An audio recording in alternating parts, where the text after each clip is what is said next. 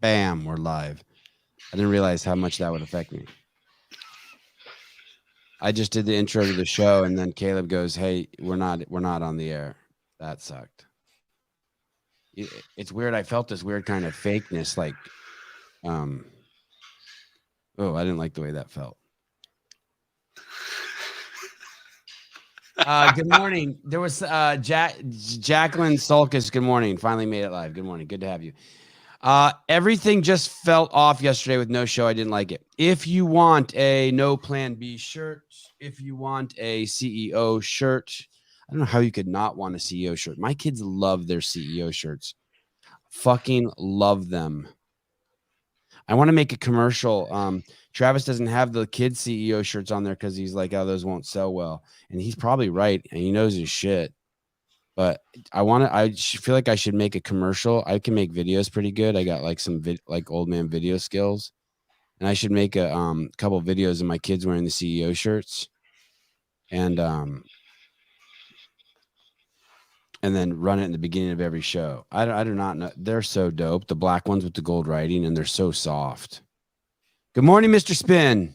Looking forward to this evening's show where we talk about the open. I am on this thread with Mr. Spin and like, I don't know, 10 or 11 or 12 other just fucking games, CrossFit junkies. And it is such a great thread. You're on that thread, right, Caleb? Yeah. It's a lot. But it's I like insane. it. I'm pretty honored to be on it. Anytime I take a shit, I open it up and study it. You need that kind of focus to see to understand what's going on. Absolutely. Yeah. I leave all of those messages for like when I'm not doing anything. And then, and then I'll scroll through it because it's a shitload of stuff. Yeah. Amazing screenshots of errors and math. It's math talk, physics talk. It's a little bit of everything. And what a great cast of characters. Insiders, outsiders, haters, lovers, people who defend it, people who like me who just hate. Just kidding. I don't just hate. But I like a good car crash. Riley S., is it the Sevan Media Empire text thread? No, I don't know what it is. It's the no, it's not that one. There's that one too. That one's just me and Caleb and Souza. Devesh Maharaj, YouTube 2 minutes late with the notification this morning. Thank you. The hammer and the wrench. I wonder why he switched from the hammer and wrench to. If some lady, if someone cuts me off in a car, and I'm like, have you seen that stand-up comic who says you don't know you're racist until you are? And it's like someone cuts you off, and then you're like, you dumb, and then yell, okay, some racial epithet, something. Mm-hmm. I haven't seen it, but I understand. So if someone cuts you off and you're like, and then you pull up next to him and you look and it's like a girl or something and you're like, you dumb bitch. That means you're sexist. Cause like you're saying that you're somehow attributing the fact that she's a girl, the fact she cut you off. Correct. I mean, because clearly if someone cuts you off and it's some fucking Middle Eastern dude and you're like, you dumb Arab, like now I don't know if you're racist, but that's like you're sticking that dude in you're judging him based on something, the way he looks, like based on some sort of like biology shit, right? You cut someone off or someone cuts you off and they're black. You're like, you dumb melanated fuck. Then are you a biologist? Because you're not racist. I don't there's so much I don't understand because I've become just so loving and accepting. There's the University of California, Monterey is asking students to report their teachers for racism. I was looking at this today, but the thing is you have to be racist in order to even understand this. So I'll just use this for example. If you are, there's a bunch of weird shit about this. First of all, listen to this. It says race-related stress. When students of color experience racism, why does it have to be students of color? I experienced racism my whole life in California, and I was just white. And I told you guys the story. It wasn't many years ago where I went to the fucking bank with my wife and and we were friends with the vice president of a pretty big bank chain in Southern California. And she said, we don't lend money to Armenians. And you know what's funny too? If your last name ends in IAN, and you know what's crazy too is I don't think it's because they're racist. I think that they want to make money. I think that they have some either anecdotal or statistical facts that show that Armenians aren't good at paying their money back once they borrow it. I'm not I think that's called discernment, prejudice, and discrimination. I don't think that's racism. I am fucking white. I'm white. I'm white as fuck. Armenians fall under white. I'm a whitey. Although, as I've told you guys before, I used to get stopped in secondary all the time. One time, flying into Miami, man, they were convinced that I was in the Syrian army. And they were just like, stop lying to us. We know you were in the Syrian army. I was like, Jesus Christ. I was like, I don't even like fighting. I'm from Berkeley. I don't even do war. I don't do any war shit. I hate you guys. Syrian army's no joke, too. When students of color experience racism, so that right there is racist, because right there you have to start seeing people for their color. That at its essence it's not the cornerstone, it's the foundation of racism. It's bizarre. Oh, bye, Caleb. It's not only causes problems in their social. So if you're a student of color and you experience racism, it affects you socially, economically, and negatively impacts your physical and psychological health. But here's where it even gets crazy. Race-related stress requires only that the person believe that they were the target. Well, that's every time.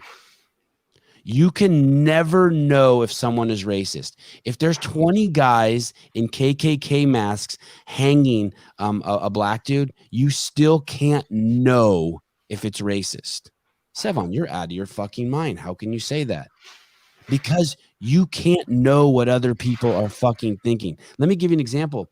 I know hundreds of people who got the vaccine who aren't for the vaccine. But along that same logic, you would say that they're pro-vaxxers and they were super excited to get the vaccine because they stood in line for 2 hours to get the vaccine. They weren't excited. They're not pro-vaxxers. They're the exact opposite. They were doing that shit because they were scared. I could go on and on with millions of examples. But here's the point. You only... happy people like me who like live life at full throttle and are super duper excited and control over my fucking thoughts. It's because I'm not trying to control the outside world. I understand and I can distinguish between thoughts and reality. Can you imagine? This is a University of California. This is where you pay your tax dollars to, demanding that people feel racism. And even if they're wrong, it's still valid. It is completely absolving them of responsibility. If I'm a black kid sitting in class and I don't get called on and I think it's because I'm black, I am the enforcer of racism.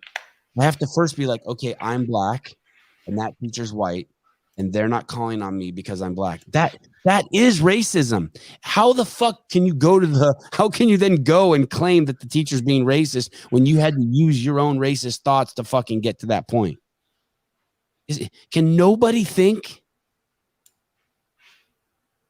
Can nobody fucking think?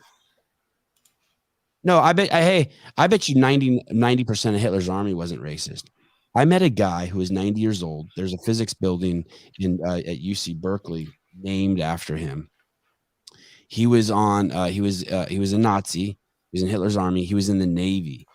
His job was to he was in some boat that was in the highest northern area by the Arctic Circle in Hitler's army, and they were somehow doing something up there with comms for the Germans. And I was like, how did you fucking do that? Why would you have done that? And he said, dude, you didn't have a choice. They killed you if you didn't do it. Yeah, of course. How about all the fucking people that would lose their jobs if they wouldn't have gotten the shot?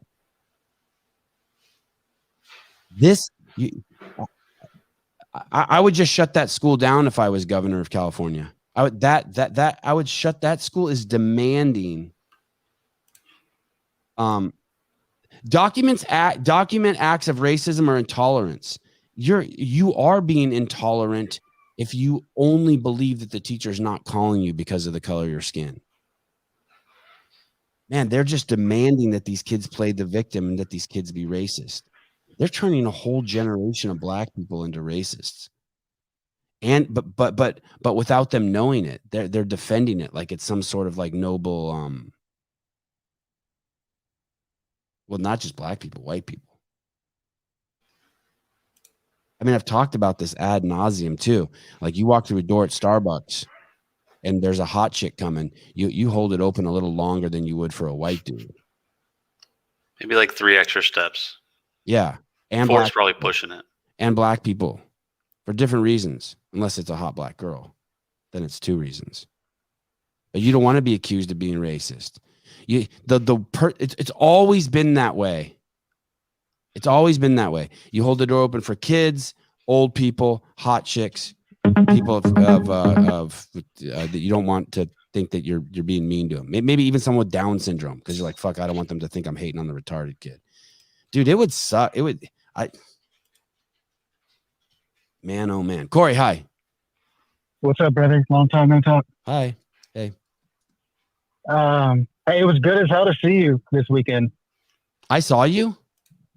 Yeah, you were standing next to that bald guy when you were talking shit about him. Who? What? Wait, what? I don't get it. Were you a Greg talking Singh? Shit about that guy's hair.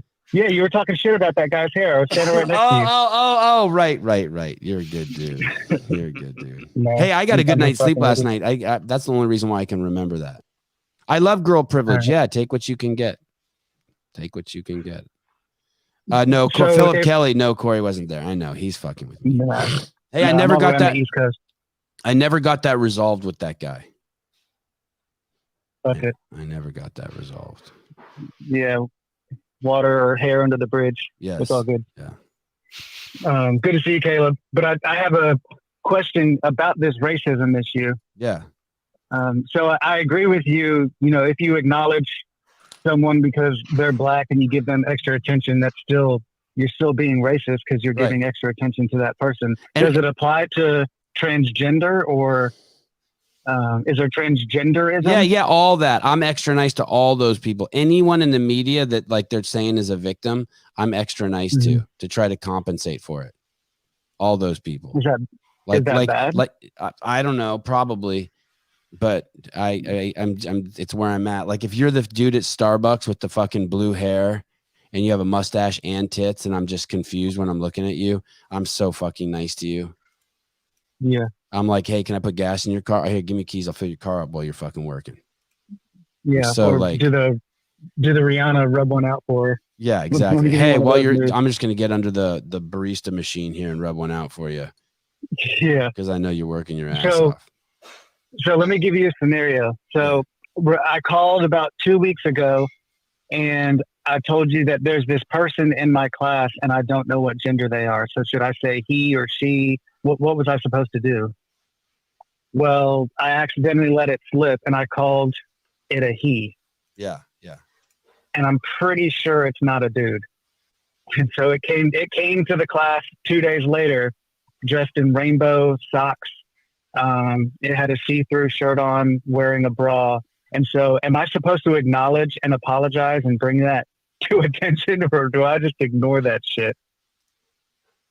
Me personally, I would try to make some sort of fucked up, uncomfortable situation that we could bond over to test their fortitude. Like, oh, dude. And then they go, what? I would make sure like I'm standing really far from them when they said it and there was no one around, so that there was no intimidation. And I would be like, oh, anyway, dude. And they'd be like, what? And I'd be like, first of all, great question you asked today in the class, dude. Your commitment to the class is a shit sandwich. Here comes a incoming shit sandwich. Great commitment to the class, dude. Love having you here. By the way, I called you a boy the other day. I used a boy pronoun. Are you a girl or what's your deal? What do you want me to call you? Mr. Corey, I don't give a fuck what you call me. You're dope, dude. Oh, okay, cool. All right. Thank you. I love having you here too. Good seeing you. And if someone can't handle that, like you just being like, that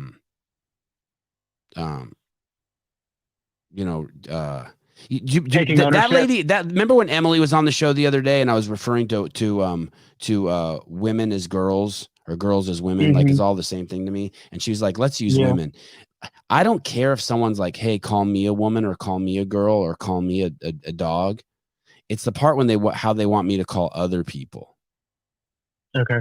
For me, but I don't know. For me, it's also new. I'm still just kind of figuring it out. But I sure as fuck we're gonna have this kid on, I think, who was arrested at his school for in Canada. The Canada dude. Yeah, and that's just crazy. All right. Well, I'll take your advice, and if I call back in next week because I don't have a job, then maybe I can do background editing for the podcast. Here's the thing: if you say sorry or address it in some sort of way, you're implying that there's something heavy around it. And like I hate making anything heavy that doesn't need to be heavy. Yeah, and if I apologize, then I'm automatically admitting fault, and I did something wrong, and I didn't do it on purpose. And the truth is look how cool you're being. Like, you really want to get it right. You're the teacher. You want this kid to flourish in the class, and you're just trying to get it right. Yeah. And what also sucks is this day I do something called the muddiest point, where I let once a semester I let the students ask me any question they want to. It could be like how big my dick is, how many drugs have I done, like what's break even and out. I don't care. Ask me anything. And this fucker was the only person asking questions out of 75 students. And I jacked up and called her a he. And so of course after the class I was like, damn, I'm like, I just messed that up. So I feel bad about it, but I didn't have intent. You could go there if you want to. You could buy a box of pocket pussies and a box of dildos and be like, hey, these are here, anyone who wants these, you guys are such a good class, take what you want. And then kind of from the corner of your eye, which one he or she takes, and then you'll know. Condoms or dental dams? Oh, there you go. Thank you. Condoms. There you go.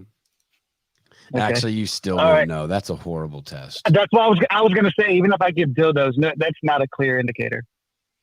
Tim Brown was a wide receiver for the Oakland Raiders when I used to watch the Raiders. A weird thing about racism, my experience was, like dildos. I doubt he liked dildos, but I don't know. Weird thing about racism, my experience was Native Americans I worked with complaining about racism, then turned around and talk about black people. The most racist things I've heard. Yeah, of course. Dude, I'm telling you, I grew up in the Bay Area, and the most racist people ever were melanated people. Dude.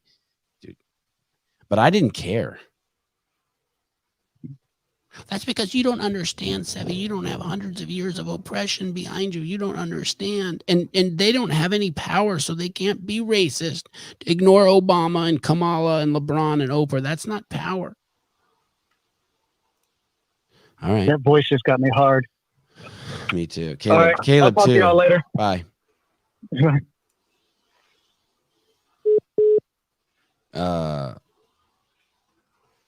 Corey's a groomer? No, he's not a groomer. He's just a dude. Yeah. Ask me how big my dick is. I would say it's more. Yeah, I know. Don't worry about it. Don't get carried away. Spiegel has a new picture. Sponsors line up today to get on the Sevan Podcast. You know what's crazy? Something's happened. Our numbers are skyrocketing again now on iTunes and Spotify. Like we had about a year where something really weird was happening. Something was throttling us. I'm very curious what's going on. It's like they lifted something. Like there's some word that we say that wasn't allowed, and now it's allowed again. The thing is I imagine that the people who listen to the show just listen to it because they're addicted. Like they just want to hang out every morning. And so I don't know what's going on, but something good's happening. It's probably because we started using that Pfizer promo. Oh, that's cool. Brought to you by Pfizer. Thank you, Pfizer. Simon Aguilar.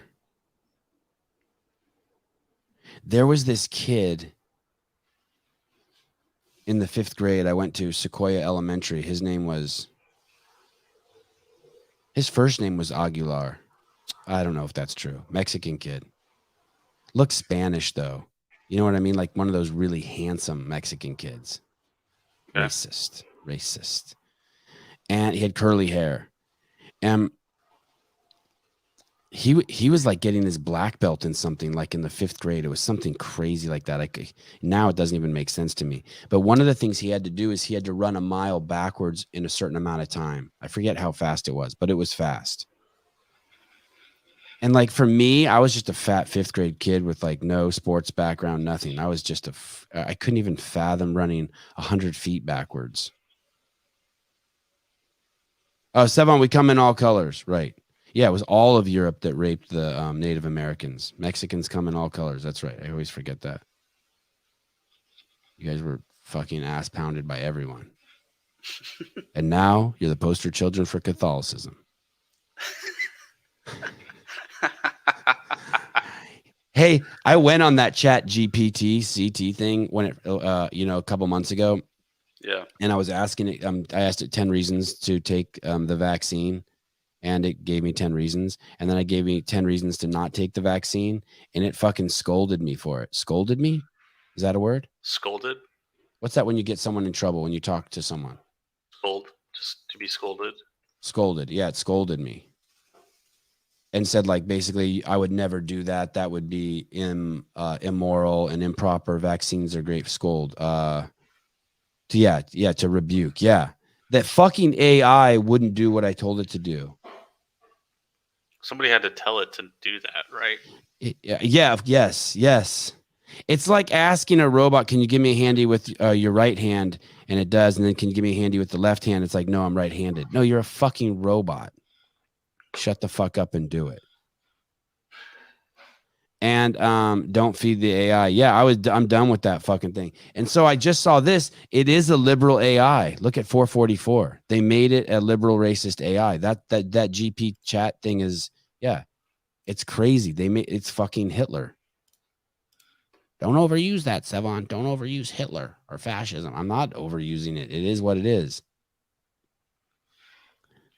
To openly and look how they flipped the script on this. Your jailbroken Chat GPT might violate AI safety guidelines when role playing as Dan. Reddit users are digging furiously for ways to convince the ubiquitous chatbot to openly endorse violence and racism. Dude, it already is fucking violent and racist. That's crazy.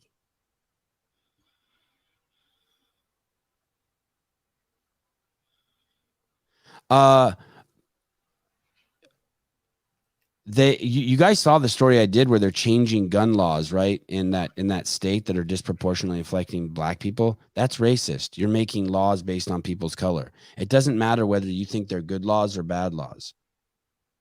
It doesn't matter. It doesn't matter if you're like, hey, I'm giving money. I'm giving an extra $100 to everyone who's Chinese in the United States, or I'm taking $100. Either way, it's just racist. Well, that one could be ethnicist too, since Chinese is an ethnicity.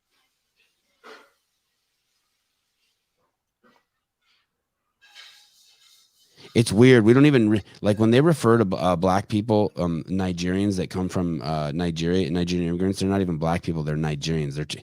They even are separate. We don't even know what that means to be black anymore. It's a mess. I'm watching the James O'Keefe stuff. The thing is I don't care if the 3 things that I heard he did wrong was I heard he was really hungry and there was a pregnant woman near him and he took some cake from her and ate it. I heard that someone tried to take a picture with him and he refused. And I heard he called one of his staff members a pussy. And like I don't have any issues with any of that. I don't think that's any reason to not like someone. None of those reasons. I think you will find this funny. There is a non-fan fiction about CrossFit. There is a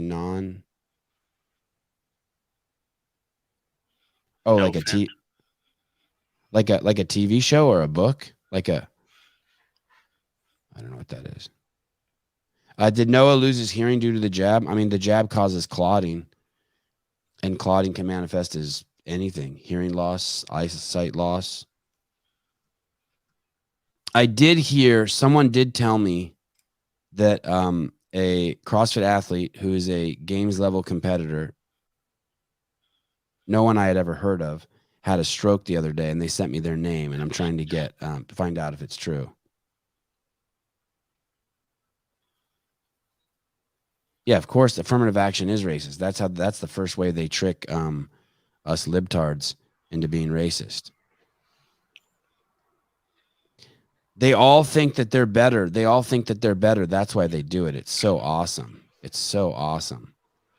Oh, how sweet of you, Sevan. You invited your Mexican nanny to Christmas. That's really nice of you. And then I'm like, oh shit, I get it. Like, it took me so long to get it. I was that person.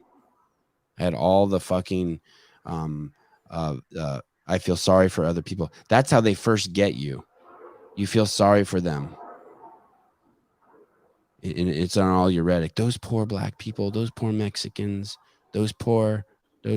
No one's doing those poor Afghanis or those poor Chinese people because they're rich as fuck and they live in the Bay Area.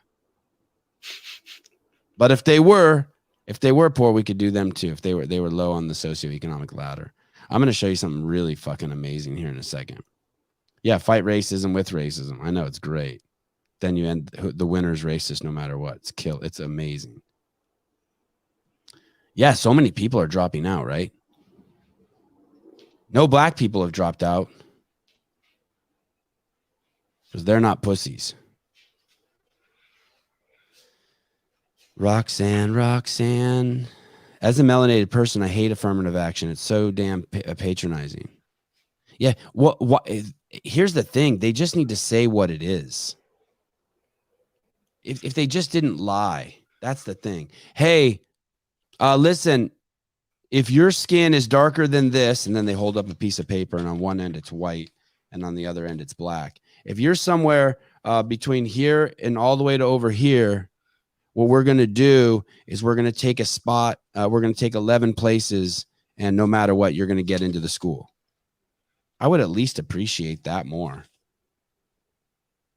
Like the BART in the Bay Area isn't showing its footage of people getting beat up on the BART trains and robbed anymore, any of its security cam footage, because they're afraid it promotes racism. I mean, why don't you tell us exactly what you're thinking? That's like like just say it. Just say it. It's not racist if that's what's happening. Yeah, just say it. What are you really worried about? Well, that's the thing. It annoys me when black people peddle it. That's the thing, Roxanne, that's so frustrating because they're being leveraged by the racists to be the racists. It sucks. It's so sad to see. It's so fucking frustrating. But I get it because I used to be over there. It's just the manipulation of language. 443. They've all been to Epstein's Island. This is kind of interesting. How about this? 443. These are all people who are getting some sort of medal at the White House from Obama. And watch this collage. These are all people who are on the list. I'll see if I can say all their names out loud if I can remember. Okay. Barack Obama. Robert De Niro. Bill Gates. Ellen DeGeneres. Who's that? Oh, Tom Hanks. Tom Hanks. Whitney Houston. I don't know. Who is that white lady? Who's that? I don't know. Steven Spielberg. Jew. Oprah Winfrey. Robert De Niro again. Oh, isn't that great? A little montage of all the... That's wild. Yeah, who is this? Oh, an actress. Yeah. Yeah, what's her name? Is that Barbara Streisand? Maybe. Who is the actress? Someone will say it. Darn it. I suck. A lot of the names are coming out today. Hey, I listened to Howard Stern for the first time in 3 years. Meryl Streep. Dang, Philip Kelly good. Nice. He's good. Philip's tanner than that picture. He's got more Mexican in him than that picture reveals. He's a little darker than that. He's tall as fuck. Yeah, he was pretty tall. Dude. Oh, because you saw him standing next to me? I'm short, dude. I know, but like, he's tall.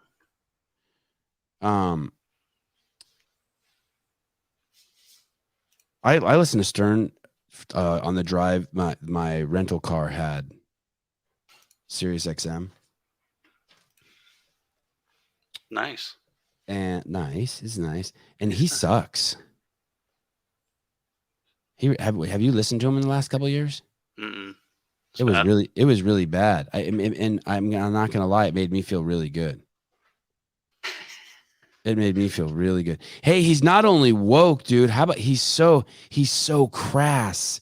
I could not believe how crass he is. Yeah, COVID did break him. Is that what happened? Totally. He's so bad. There was nothing. And what's funny is he was bragging about how he's having Pink on in a couple days. You guys know Pink is sponsored by Pfizer, right? She got it all over her Instagram account. Pfizer. She does Pfizer ads on her Instagram account. Yeah, is that what it is? It's lowbrow? Man, it was just all, I mean, even for me, it was crass. I feel like a lot of the shitty talk shows went to Sirius XM.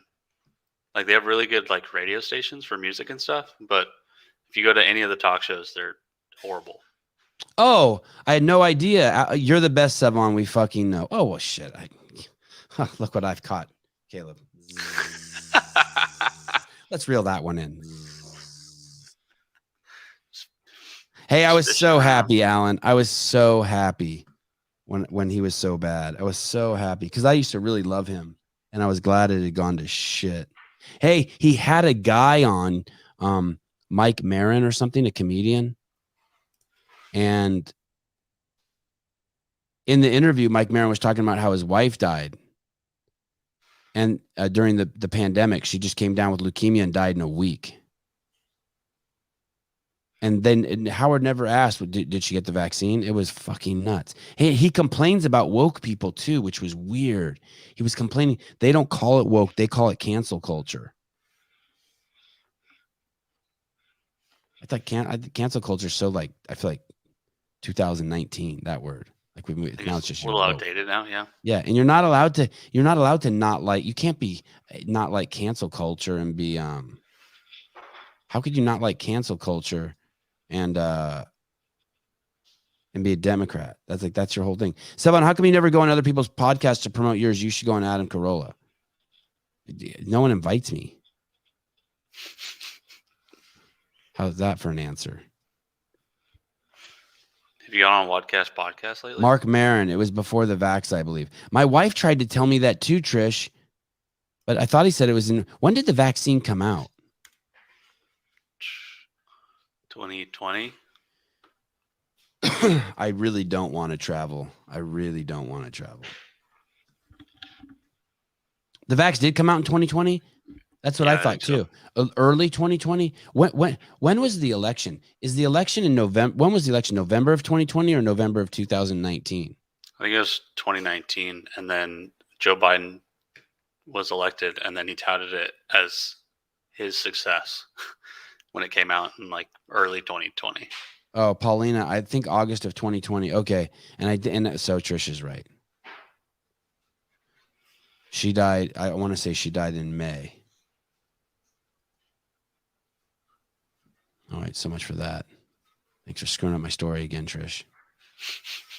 Hate that shit. He still should have asked. Okay, 442 is Chinese hate going to skyrocket. Oh yeah, this is great. Do you remember when so all these melanated people were killing all these slant-eyed people, and they were calling it Asian hate, but they would never say that it was melanated people killing the Asian people. Well, now in California we have tons of slant-eyed people killing slant-eyed people, like shitloads. It's fucking crazy. But anyway, for some reason there became this whole cool thing for a long time to say Asian hate, right? Asian hate, Asian hate, Asian hate. Like there were people going, like waking up in the morning. You know what? I think I'm going to kill 3 Thai boys today and 4 Chinese women.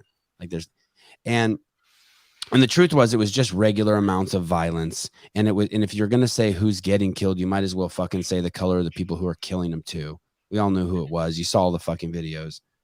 And, but when the flu came out, when COVID came out, they didn't want us calling it the Wuhan virus or the Chinese virus or any of that stuff, because they were afraid this is from the left again, the woke left, that it would cause some sort of hatred towards Chinese people or make Chinese people feel uncomfortable living in the United States. You remember all that?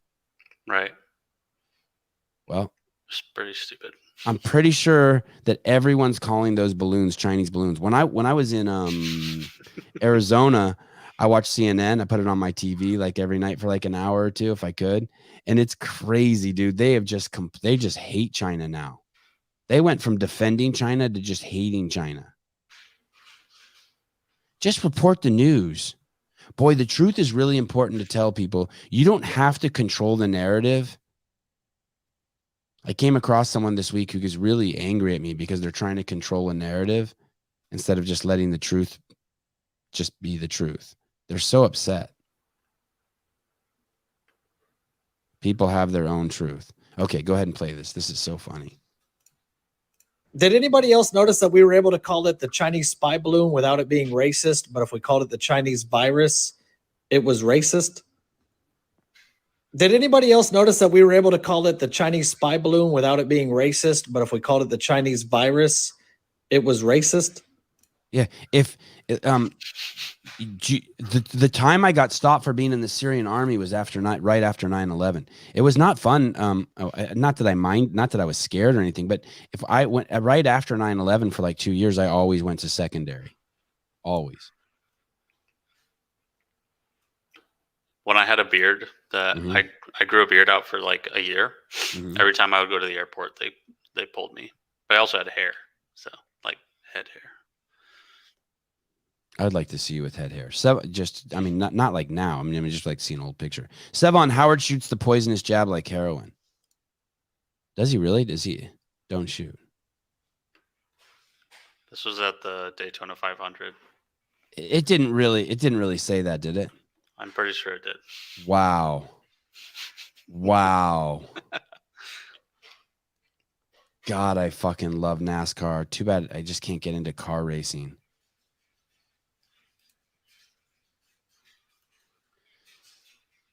The Silver Fox. To the people who say there are 100 genders, if you go in for gender reassignment surgery, how many choices do you have? Well, they're just naming it wrong. It's sex reassignment surgery. I don't even know. Anyway, I don't care what the fuck they call it. I think it's just funny that. Hey, man, that's just that. There's nothing you're going to do to stop that. When after 9/11, I flew on a JetBlue flight a couple days after when they opened the airspace, and there were 3 dudes on my flight with turbans. And like everyone saw them, and everyone was like, "Oh shit." I don't even know if the 9/11 terrorists were wearing turbans. They probably weren't. No, otherwise they would have got stopped probably. But I'm telling you, everyone, right. I think they were all dressed normally, like just regular clothes. It's just normal people. 9 out of 10 times when someone's driving too slow in the fast lane in California or they cut you off, they're Asian. That's I have a in my car. I keep a tally. I'm doing an experiment.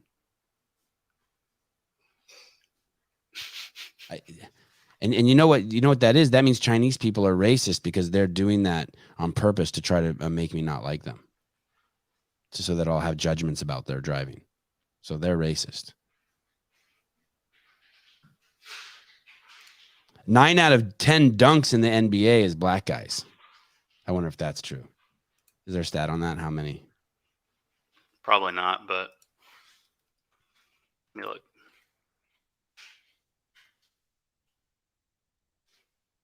I hate it when I see people on Instagram who are like really good at something and they don't speak English, and I want to have them on. Like some guy who's like the best wrestler in the world and he's only got 3,000 followers. I'm like, oh, I can get this bitch on. But then he doesn't speak English. Like there's some Armenian wrestler dude who's he hasn't lost in 9 years. I want to have him on so bad, but I don't think he speaks English. Yeah, there's no stat on dunks from black players, but the NBA is comprised of 73.2% black players and 16.8% white, and then 3.1% other. China is not Asia.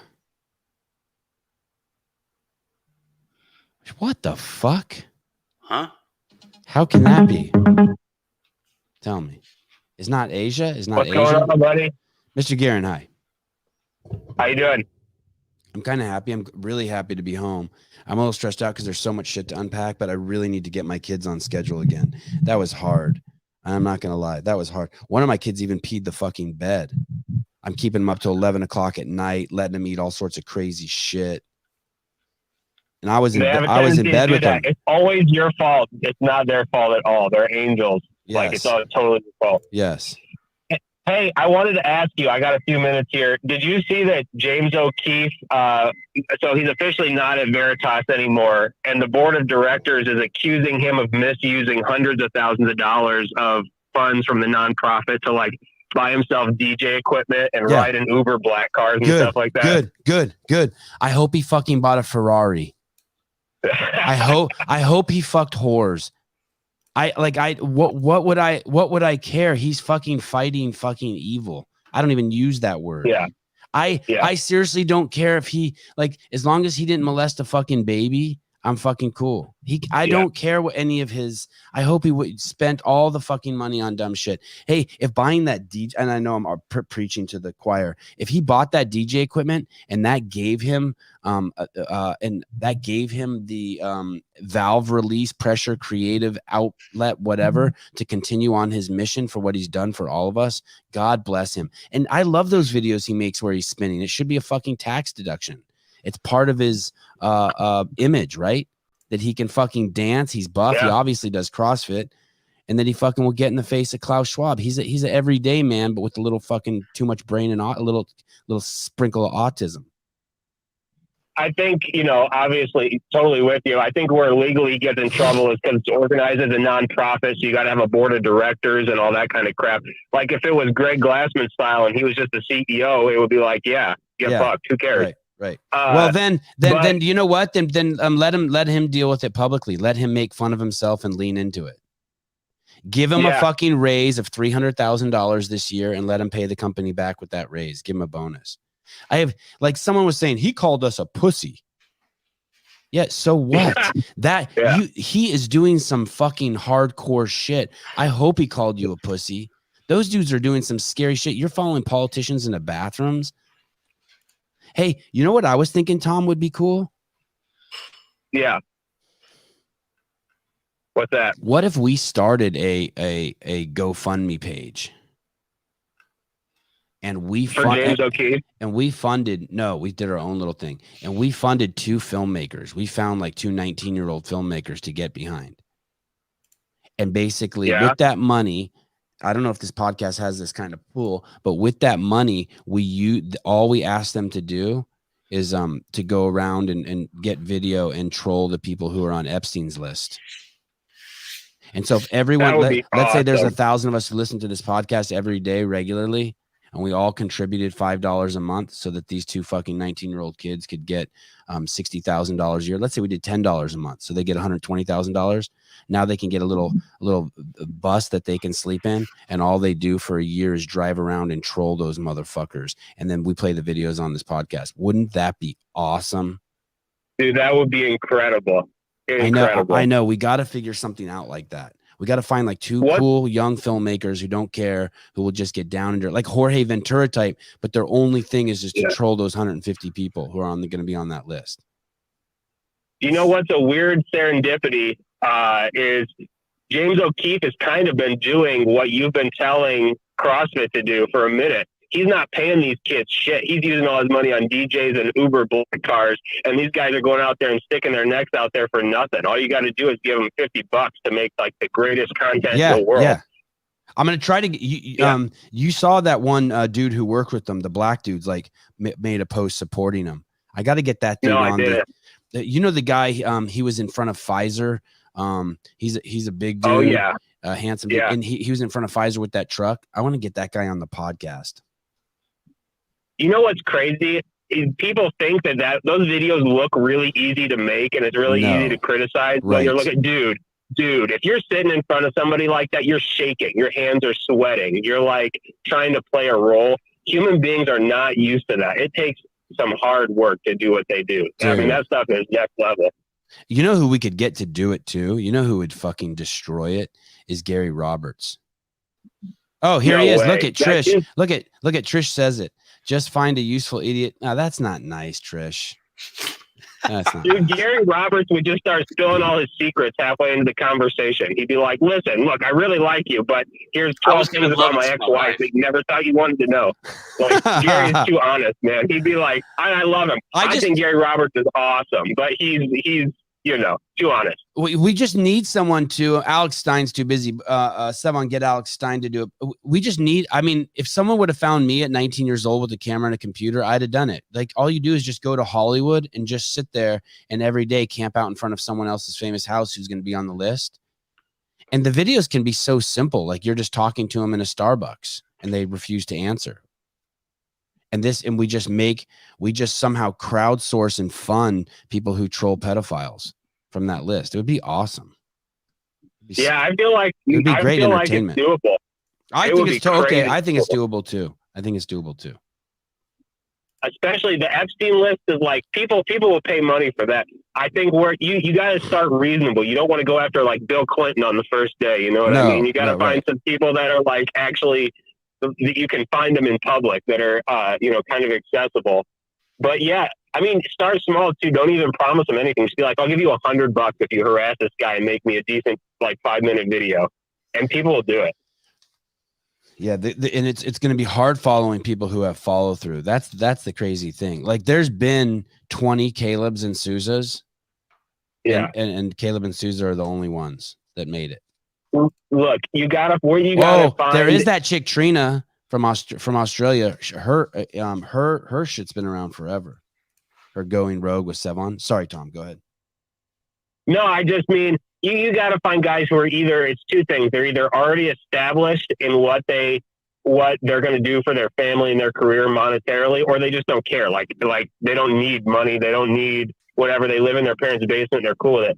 I was talking to a buddy who's trying to find somebody to run his gym for him, and everybody says they want to. You know what? I've been a CrossFit level 1 coach for 6 years now. And people come up to you all the time and they're like, hey, I want to be a better coach, or how could I be better? And you know what I do, Sevan? I have an email template saved that's got all my favorite CrossFit Journal articles and links to all of these different videos from .com and from the journal. And I say, read all these articles, look at all these videos, come back to me in a month or whatever. We'll talk about it and see what you learned from it. And then we can talk. And not a single person, I bet you I've sent that to 20 plus people, and not a single person has ever come back to me and watched the videos and read the articles. So it's like, you got to create some kind of barrier to entry, you know? That sounds about right. All right, bro. I got to get back to work. Peace and love. Okay. Thank you for calling. Bye. So go to Vindicate, get your shirt. I haven't had Hiller on in a long time. Oh, you know what I got to have today is Paper Street coffee. I didn't have Paper Street coffee for 8 days. Isn't that super shitty when you can't have Paper Street? Yeah, I was bummed. I was actually, you know what I was doing? I was drinking those Keurigs, and then I would have a second cup of coffee and run it through the same container. Kind of ghetto. Yeah, just because I just wanted it to look brown, but I didn't want it to, I just wanted to drink shit water. I didn't want it to get me all jacked up. This morning I tried to make coffee and I forgot to close the lid. So then it was just running water. And then when I came down to get coffee, it was no coffee. Wait a second. Do you have one of those things where you put the paper filter in it and you put the powdered coffee, you put the ground coffee in it? Yeah. Why do you need to close the lid? Because the water comes out the top. It seeps up and it comes down over the top of all the grounds. Oh. And it just bypassed it and went straight into the... Yeah. That was sad. And you see you'd wait another 10 minutes for your coffee? Yep. It's pretty disappointing. Josh Saunders, I didn't have the podcast for 7 days. Bad service in Angola. Wow. What are you doing in Mexico? All right. Oh, good. I'm out of coffee. I filled my grinder up with my last bit of Paper Street. I meant to tell you that. I was thinking about quitting Paper Street Coffee and just getting straight on California hormones. If you live in California and you want free blood work, go to cahormones.com, use the code word Sevan. You can get free blood work and then a free doctor's consultation. And if you do that and you want to talk about it, I'd love to hear about it. I'm always curious about everyone's journey who's getting on testosterone. Everyone's. Let me hear. We will have Philip Kelly, Kat Shear, and Gary Roberts, and Andrew Hiller. All four of them have started the journey with California hormones, and we have them on the show periodically to hear about their journey. CA Hormones is an amazing sponsor for this show. Use the code word Sevan. You can also use the code word Sevan at Paper Street Coffee, and Gabe gives some sort of discount. I think it's pretty good. 15%. I saw JR on the leaderboard. He got like 268. Hey, does that mean JR Howell beat Rich Froning score of Rich Froning got 277 in 2014? I can't remember. Wouldn't be surprised though. Can you imagine living in Chicago? Ugh. Victor. Savvy. Hi. What's up, pal? What's up, dude? What's up, Caleb? Welcome back, dude. Hey, thanks, dude. Hey, Savvy, how was the Broken Science Initiative, man? You didn't really talk about it too much, huh? It was absolutely amazing. This dude, Thomas Seyfried, gave a talk, and it was a standing ovation. And it was a crazy mix. There were so many CrossFitters there. Dawn was there. Miranda Alcaraz was there. You know, the street parking chick. Yeah. Athena was there. Amy West there. Shitloads of doctors. Axel Pfluger was there. He was fucking like ran the Mayo Clinic's type 2 diabetes center for fucking 10 years. There were so many. Missed you guys by a week. I missed you guys by a week. I'm out in Glendale next week for spring training. And I was like, you swing a bat? You swing a bat? No. Well, I swing a bat, but we'll talk about that later. All right, different show. What spring training for what? It was going on with the boys. We got a house out there, and we're gonna watch a little White Sox. We're gonna have a little fun for a week, and then come back to Chicago. Wow. So a bunch of guys get together, rent a house in like Armeniaville. There's shitloads of Armenians there, right? Everything's in Armenian. In Glendale, I don't know. It's Glendale, California. Glendale, California. No, Glendale, Arizona. Oh, okay. And then you just go there, and there's a bunch of it's like a bunch of shitty baseball players that want to live the dream, and you just watch them play. They're like the B team. No, they're major leaguers and minor leaguers. They're just getting prepped for the season. That's all. So we usually get a house, get something with a pool, nice little backyard, have a little fun, get some people over there, usual stuff. Wow, that's cool. I was like, it didn't work out with the timing, but I was looking up the website, and it looks like there's another event in October, maybe, but out by you in Santa Cruz. I don't know. Someone asked me if I was going to something in April, and I was like, "Oh, of course," but I have no idea what they're talking about, and I haven't heard about October. But I'll find out. Right. Hey, dude, it was incredible. Basically, it went like this. Emily started and opened with a big picture thing, like, hey, remember, just because someone says they're an expert or a professional, don't necessarily believe them. Then Greg did basically gave you an outline of what science is and and what tools you need and how you need to think in order to fucking basically crack through any bullshit. And then they had 4 speakers that actually gave like hardcore examples of where science is broken and how it could be fixed or how it was fixed. And it was breathtaking at the amount of scientific misconduct that there is. You can't even, basically all Alzheimer's research is built on scientific misconduct. And this guy laid it all out. There was so much cool shit like that. And all of it's pretty palatable. Occasionally there was some shit that was on the fringes of like what I was able to understand, but it didn't, it didn't matter. I left there, significantly smarter and just great networking opportunity in terms of just great people. Fucking Rodney Mullen was there. And everyone was accessible. Everyone was just like, we were all smushed. So I was going to ask you about the engagement there. Like, we talking about like, people, physicians over there as well. Like within the crowd, you got all kinds of people from all over. Yeah. I saw Lauren Khalil, Dawn Fall, and Miranda Alcaraz, all just 3 sitting next to each other. Then behind Sure. them, standing up, like doing the splits and stretching in the back, like CrossFitters do that who don't like to sit in their chair, is like Allison NYC. And then anyone could just walk up and talk to anyone. It was really kind of a who's who. Everyone you saw there, you kind of recognize. Like I stared at Philip Kelly for like 20 times until finally I figured out who he was. Oh yeah, that dude's been on my show like twice. And then I ran over and hugged the shit out of him. Did you do any video work over there for him? No, I should have. I'm on a different level. I should have. They should have asked me. That would have been great. I think I would have said no, but they should have asked me. Yeah, Dawn was there. Yeah, I got to hang with Dawn a little bit. Hiller filmed with Dawn right there in the fucking venue. Did an interview with them. I think it might be out or it's coming out. I saw Dawn Fall already. Yeah, it must be out because someone sent me a screenshot. Dawn Fall commented on Hiller's YouTube video. There you go. Hey, Victor, can I ask you a question? Sure. Is this really how you talk? This is your real voice? You ask me every time I call you. And? What do I tell you? I put on a show for you. That's it. Okay. Get the comments going. You see how many comments are up there? Yeah. Since I fucking called in. Will you have my sister home by 11 o'clock? That's all. Just have her home by 11. 12:30. Okay, fine. 12:30. Did I acquiesce too easy, Caleb? That was way too easy. Oh yeah, let me see that comment again. I will say that this is gonna break a lot of people's heart, but Victor is my favorite caller. It just is what it is. I can't help it. It's biased and it's not appropriate to say, but you're my favorite. Here's the thing, Sevan. Yeah. Just don't say that to everybody, all right? Because I do listen to your show. Okay, I'll try not to. So if I hear you saying that about somebody else, then my sister won't get home till 1. Santa Cruz, Broken Science. My sister won't Broken get Science is coming to Santa Cruz. It's coming back. You're coming with the bat. I redid workout. Look at Dawn Fall 53 minutes ago. I redid the workout today at 5,800 feet in Tahoe and got 180 points.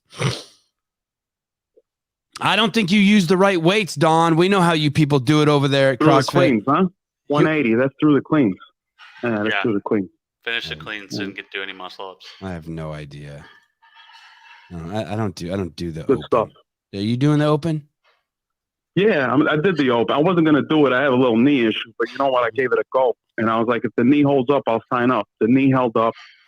I got through 180 myself too. I got about a minute 20. I couldn't get any muscle ups. I was taxed by that point. So, but it was good. It was good. I needed to test out the knee. Got a little issue over with it. So I was glad I was able to get through the row with about a minute 20 left. How did you get through your knee issue? Did you have a medical?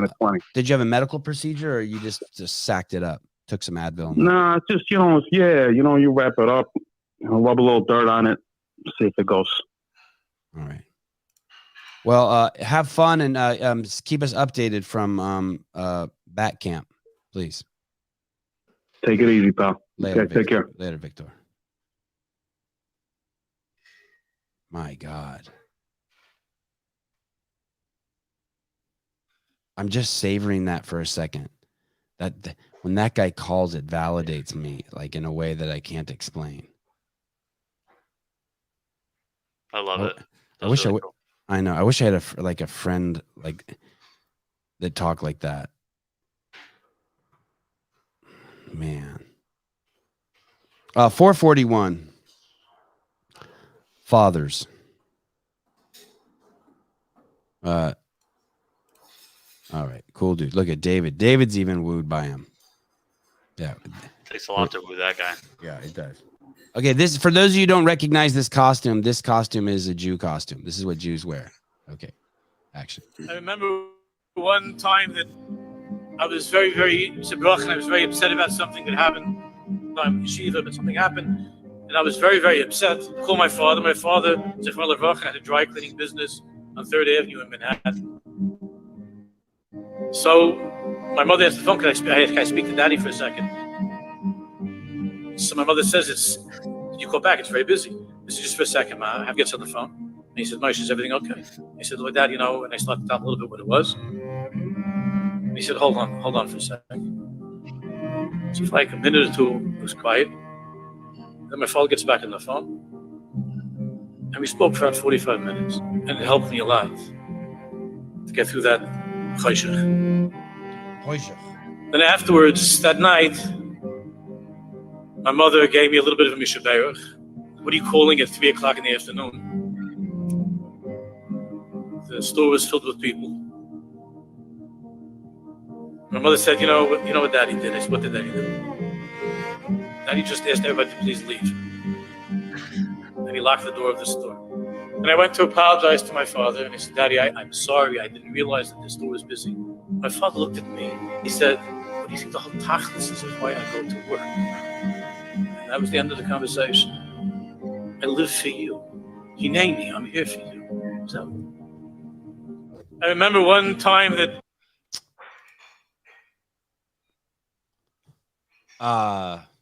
yeah. That's what being a father's about right there.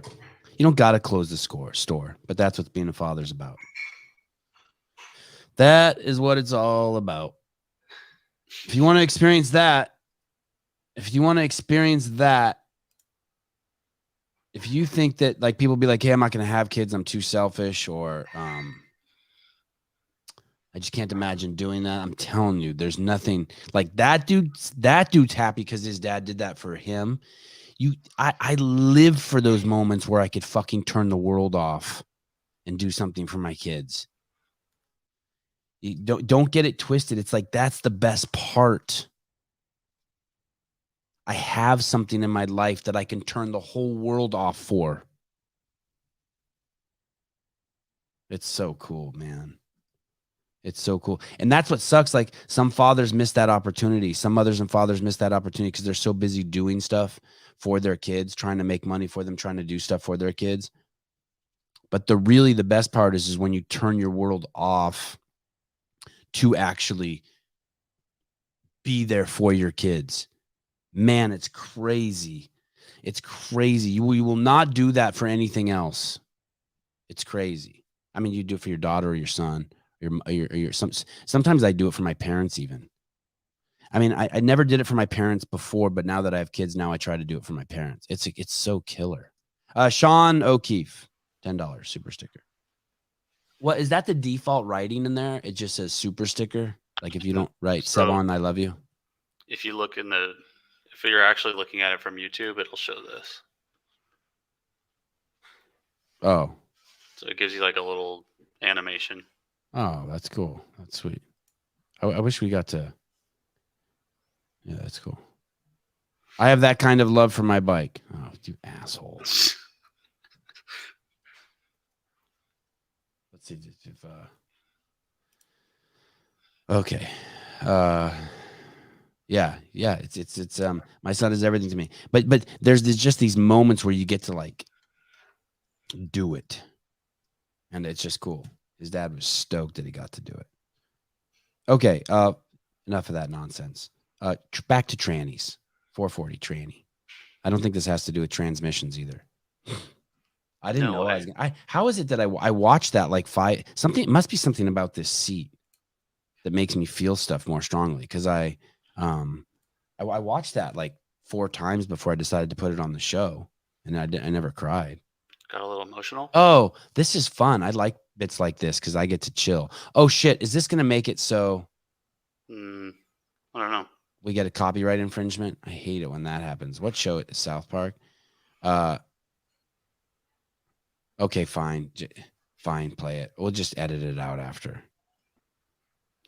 What's crazy too is like, how do those people like get into like Congress and shit? And once again, you have to know. Did you just fart? What was that? No, it was the audio again popped up. That's Democrats, right? There's no like Republicans who are confused about that, right? And so since there's no Republicans confused about that, they then, instead of trying to explain it to Republicans, well, you don't understand. They call you a homophobe. It's crazy. Oh, look at Jeff, so quick on it. No, that wasn't Caleb farting. That was something in the intro. Thank you. I'm Jeff, Jeffrey Birchfield, and I will be handing out a syllabus on all 3 classes I teach at the University of Biology. It's the University of Biology. Well, you were Jeff knows what a woman and a man is, right? I would say so. Yeah. I can't stand South Park for some reason. I think I just hate the animation. I feel like it just sucks. I think that's the point. Yeah, you're probably right. This guy, look at this video right here. Oh, I think they sell mugs somewhere. CEO mugs. Do you own a CEO mug? Hold on. Jeffrey Birchfield is like a monkey in a cage throwing. Oh, you do have one. Sevan, Jeffrey is throwing feces at me. Sevan, you are such a turd.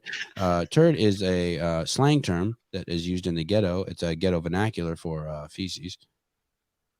No, I don't think he's at Cal Poly or USC. I think he's somewhere in Texas, like University of Texas A&M or something like that. But he is a smarty pants with a good deadlift. Strong dude. Yeah, and he back squats. You know he's pooped his pants. Dudes who spend that much time under the bar have definitely sharted. At least a couple times. See, when I listened to Stern, he would take it then to the next level and be like, yeah, and then it went on the floor and some girl came over and licked it up. And it's like, really? Are you like, was that necessary? Like, I guess I'm turning into one of those really closed-minded conservatives. Like, I'm just not into poop eating. I just like a little shart, and then that's the joke's over. I love you too, Jeff, and I will see you in class. And I really appreciate this year's updated syllabus. Never. Liar. Would you ship to the? Yes, Jake Chapman. We would ship to the Isle of Man if it was for Amy Kringle. Peace and love. I think Vindicate does ship internationally, though. They do. Yeah. I'm going to DM Amy Kringle and get her on the show. We have a whole list of people you need to DM. Oh. 439 training culture. I think this is a training camp. This is where Enola Kai is and Fabian Benito. Oh, look, worldwide shipping. You're reading Seyfried's book? I'm telling you guys, I have that book. It's not readable.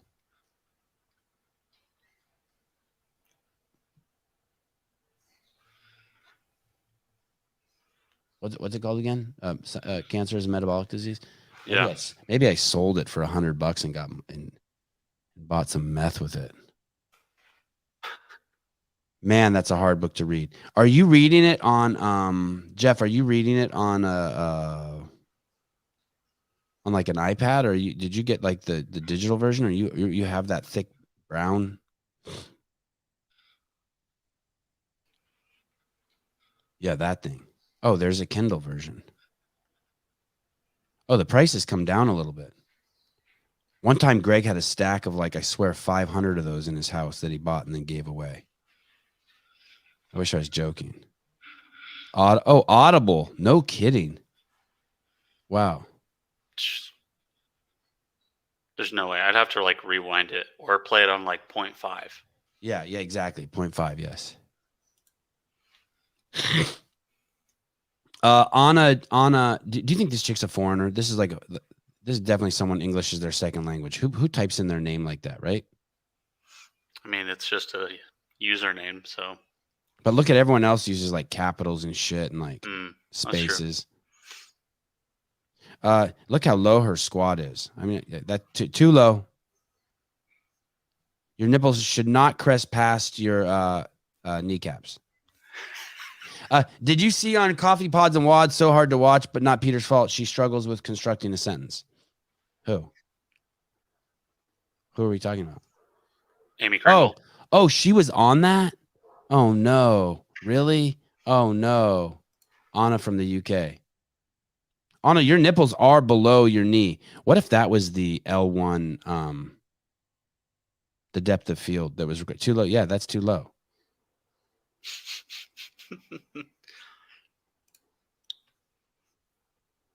It's too right. I mean, you don't need to squat. I mean, that's she's you have to.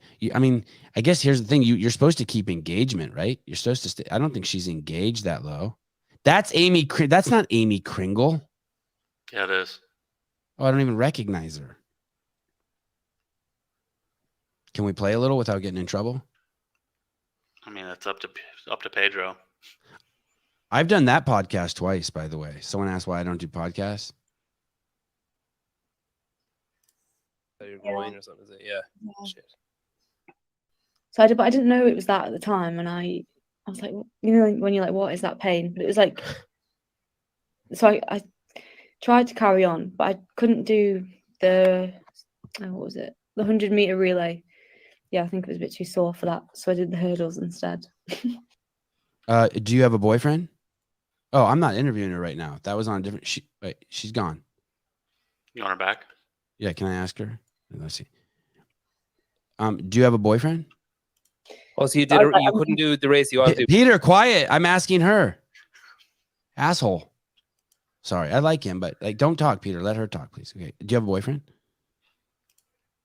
Well, anyway. Yeah, because the relay. Were they able to get a sub for the 100 meters? Yeah. Just Pedro's wrecking this. Pedro, I will fucking kick you off the show. Let her answer. She's the guest. I mean, you were just the host. Go. You have a boyfriend? I think the long jump was on the Sunday. My next race wouldn't have been until Thursday, so I just was like, okay, I get it, Anna. You're right. anything, She's not so good at answering questions. All right. It is what it is. I thought she had like big poofy hair. No, she's got pretty straight hair. I think it's like naturally straight. Yeah, that's what I was thinking too. I didn't want to be so Kringle's super fit and super hot. Yeah, that's the part. I thought she was super hot, and I kind of wanted to I really wanted to have her on because she's from the Isle of Man, and I saw this thing on YouTube that said that those clicks that you get from the Isle of Man are the best clicks you could get anywhere on the planet. Like if you have a Guion from Brazil, you make so much. Oh yeah, those are all hot photos. If you have Guion, you make so much money. A video makes so much money with Guy because all those Brazilians watch it. And the click, I don't know what's click rate through click, something. Click through rate? Yeah, click through rate. We have the best clicks. Yeah, your clicks are amazing. Your chicks aren't so bad either. And so ever since then, I was like, man, I got to get Amy Kringle on. Dude, Jake's all about her. Yeah, taint is below parallel. Yeah. Taint is okay. Training culture. So these guys, I saw the Sevan Podcast cup in there. And I just followed them because of that. I just like that. I need support. Okay, hold on. Oh, look, he's holding it in his fingers right there. God, I love being cupped by that guy. Son las 8 de la mañana. There it is. There it is. Mañana, bueno, la parte más farragosa del día de hoy. Cintas. ¿Cuál es mejor? ¿Osa? Sí, por favor. That is a little weird, by the way. You don't show that you're going to the store and buying duct tape. I think I don't know where you get those. Do you know where you get those? Vindicate? Paper Street. Paper Street? Right? Let's find out. That's all Gabe. Those people, I bet you, were at Wadapalooza and Gabe hooked them up. And now it's paying off in dividends. Yeah, they only have the Kira Milligan Cup on Paper Street right now. Oh, here. You get them over at Paper Street. But they must be out or something. Yeah, they're not up on the site, I don't think. I don't like the lid where I can't cover the hole. I like to be able to cover the hole in case I knock the cup over. Not that I knock. Like the little tab thing? Yeah, yeah, that one's just always open, right? Yeah. Yeah, I have some lids like that. They don't work so good with my OCD. I need a CEO cup and shirt and a sticker for the hydro. Like for your hydroponic setup? Hydro flask. I love this sticker. I think Wad Zombie made it. That is a dope sticker. Okay. Look at number 438. This is interesting. Back to the race card. 438. Democrats lie and leverage, but let's I think first one. Yeah, is it Philip Rose? It's a UFC fighter. He's been on the podcast before. He made this post. I think it's about Grant Cardone.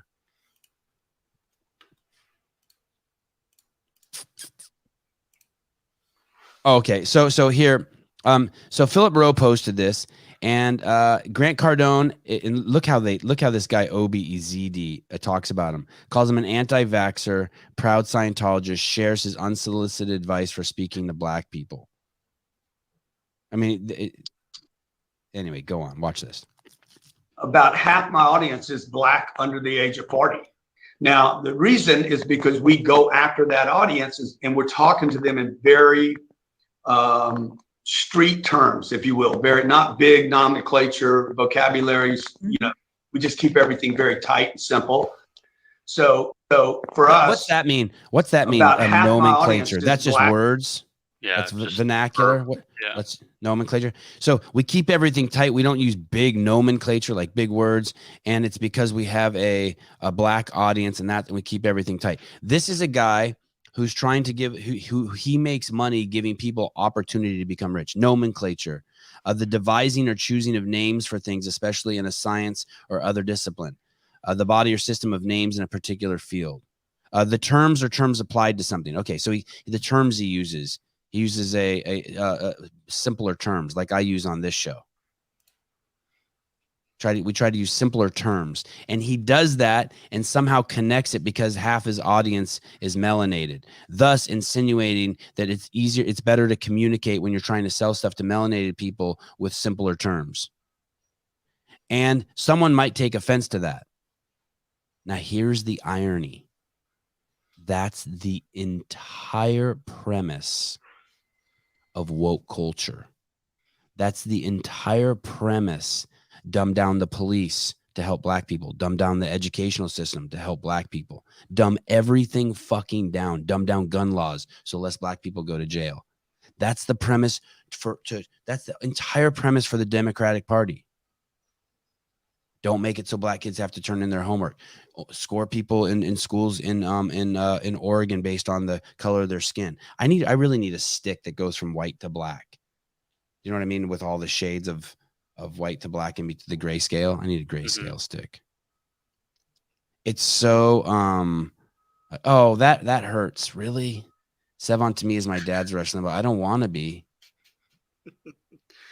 Can't I be? I want to have. Can I be some dirt twirler? I want to do some like. I want to have like some like. I need to get chickens. I think that would help my image. It's so crazy. How about if I was a black person? What if he would have said Armenians and I just said, hey, thanks, Grant, for making stuff palatable for my people? What if we just thanked him for that? Look what I wrote here. Kind of how the Democratic Party, Pharma, Big Food, and LeBron talk to melanated people. The only thing is that this Cardone guy is being honest. I saw that I called him Cardine, but I didn't go back and change it. I was like, fine, fuck it. He's Cardine.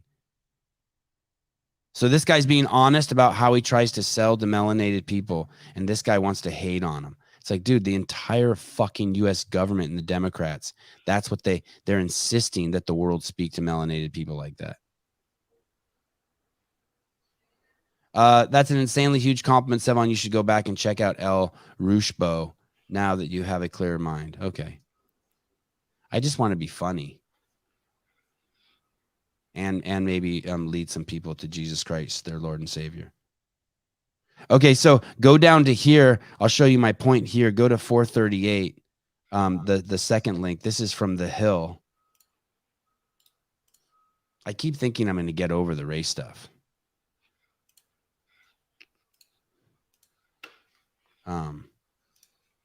Biden signs executive order to address racial inequality. And I'm like, oh, great. I wonder what this is. This is fucking crazy.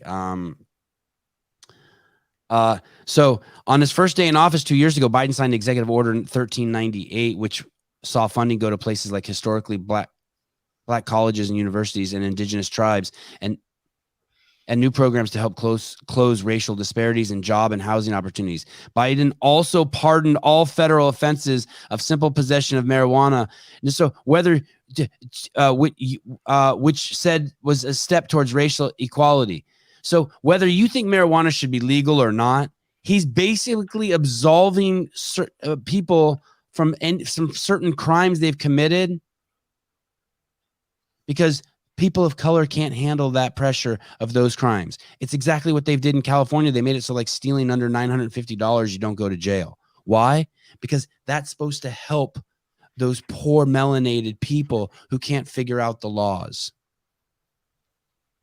And yet you're upset at Grant Cardone. They're doing that to get you out of jail so you can steal more. Grant Cardone is doing it so you can become rich like him. But you're mad at him? Go fuck yourself.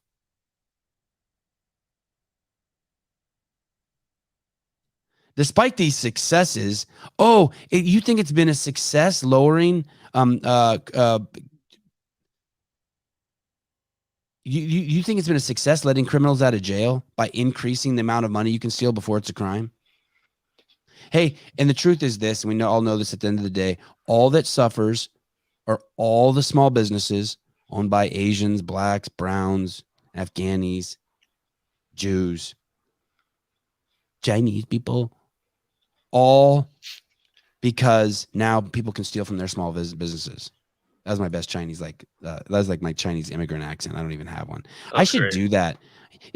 Caleb, Susan's always telling me about how I should be allocating my time to do less shows and make clips. You know what I should do? I should allocate some time to learn more accents. This show would be so funny if I could do more accents. Yeah. Oh, there's a guy, he does a show called The World News with BK Actual, and he does voices for everybody. They're great. Yeah, if I could do, hello, the children, do not touch the 8-armed elephant when you do not steal candy from my 7-Eleven kids. Now get out. My name is Apu. Everyone be good. I could do Indian guy.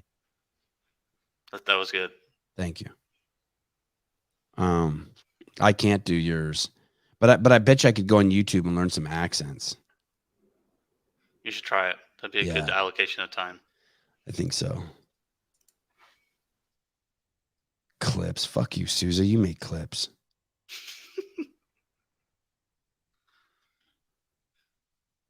Okay. 437. I'm sorry you got shot, but now you know. Uh-oh.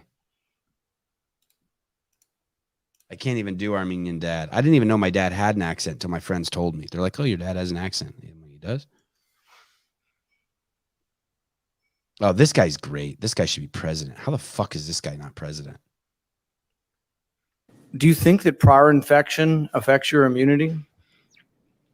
Senator, I don't make the choices about the vaccinations. That's at Johns Hopkins University. Right, but you're a leader at Johns Hopkins University, and you could well have your opinion stated. Dr. Marty McCary is there, and Dr. Marty McCary has been very active in this.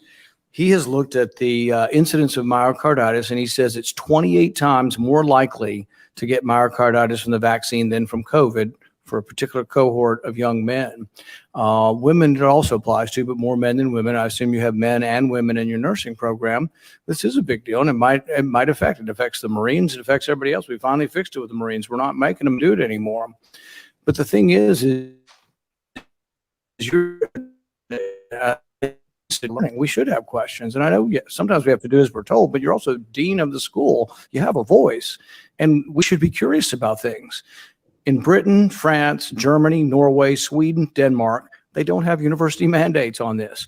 Some countries don't recommend it for children at all. There really is a debate and discussion. You can have an opposite debate, but if you believe in choice, when something has a debate and there's arguments on both sides, you give people the choice. Do you think that prior infection? How is it? Like, if I see Germany doing something or Norway doing something or not doing something, not that I would do stuff that they do some dumb shit. But if I see some shit that they're not doing, I'm taking notice to it. Same with the Japanese. Oh, wait, you guys aren't getting the injection over there in Japan? Oh, that's weird. How come that island full of inbred people that's super susceptible to disease isn't doing it? So all those fucking countries are so weak compared to us. Their gene pools. They're so fucking weak. And so if they're not doing it, you got to like start putting 2 and 2 together and be like, that's weird. They have fucking such vulnerable gene pools. I mean, some fucking moth, someone could introduce a moth and it would wipe out Armenia. Same with Iceland. It's just the same people have been fucking each other over there for 1,000 years. They are in a narrow bandwidth. They're not like us. Hey, anyway, Rand Paul, kudos to you. John Hopkins, you're a fucking joke. John Hopkins University is now, after 3 years, shut down its COVID vaccine department. Did you see that? They shut down like their emergency COVID, like, and everyone's like, oh my God, why? Good. You should have never opened it. Yeah, it's pretty insane. 436 Epstein Island. Did you ever see that YouTube video where those guys went to Epstein Island on jet skis?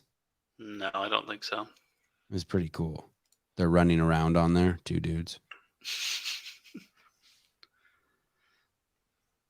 I know what all you were going to say. Why don't you get these guys on my podcast? I've fucking tried 1,000 times. I love these guys. I don't know what to tell you. Yo, put them all together. Bill Clinton, George Mitchell, Alec Baldwin. Didn't see that coming. Ralph Fiennes, George Hamilton, Dustin Hoffman. Oh, not Dustin Hoffman. Kevin Spacey, Elizabeth Hurley, Laura Hunton, Janice Dixon. Who the fuck is that? Naomi Campbell, Christy Turlington, Henry Kissinger. That dude look crazy. Damn. He does, man. These are all people who've been on Epstein's Island. I know she burning in hell. Courtney Love, Mick Jagger. I couldn't figure that. Who the hell was Courtney Guessing? Phil Collins. Phil Collins. Not Phil Collins. That's crazy. Simon LeBone, Charlie Rose. He looked creepy. They all look creepy. Richard Branson. No, not Branson. Candice Bushell. Tom Ford. Yeah, I could tell looking at him. Of course. Yeah. Ver Wang. Never heard of him. Nadia Borland. Who's that? Nice ass. I don't know. Koo Stark. What kind of name is Koo Stark? Seth Green. Seth Green. James Gunn. Dan Snyder. Steven Spielberg. Of course. Tom Hanks. Oh, man. Of course. Stephen Colbert. Of course. Yeah, never fooled me. And those glasses. Kathy Griffin. Yeah, that makes sense. Oprah Winfrey. Jay-Z. Beyonce. Anthony Cledis. Hey, so I don't know. I don't know. What's it mean if you went to his island? Like, I could have accidentally have gone to his island. Someone could have been like, hey, Sevi, you want to go on this private jet to this island out in the Caribbean this dude Jeffrey Epstein owns? Yeah, I think a lot of assumptions are made if you go to the island, but I don't really know what else you would go to that island for. Yeah. Is the assumption that all molested children? Yeah, I guess. I don't really like that.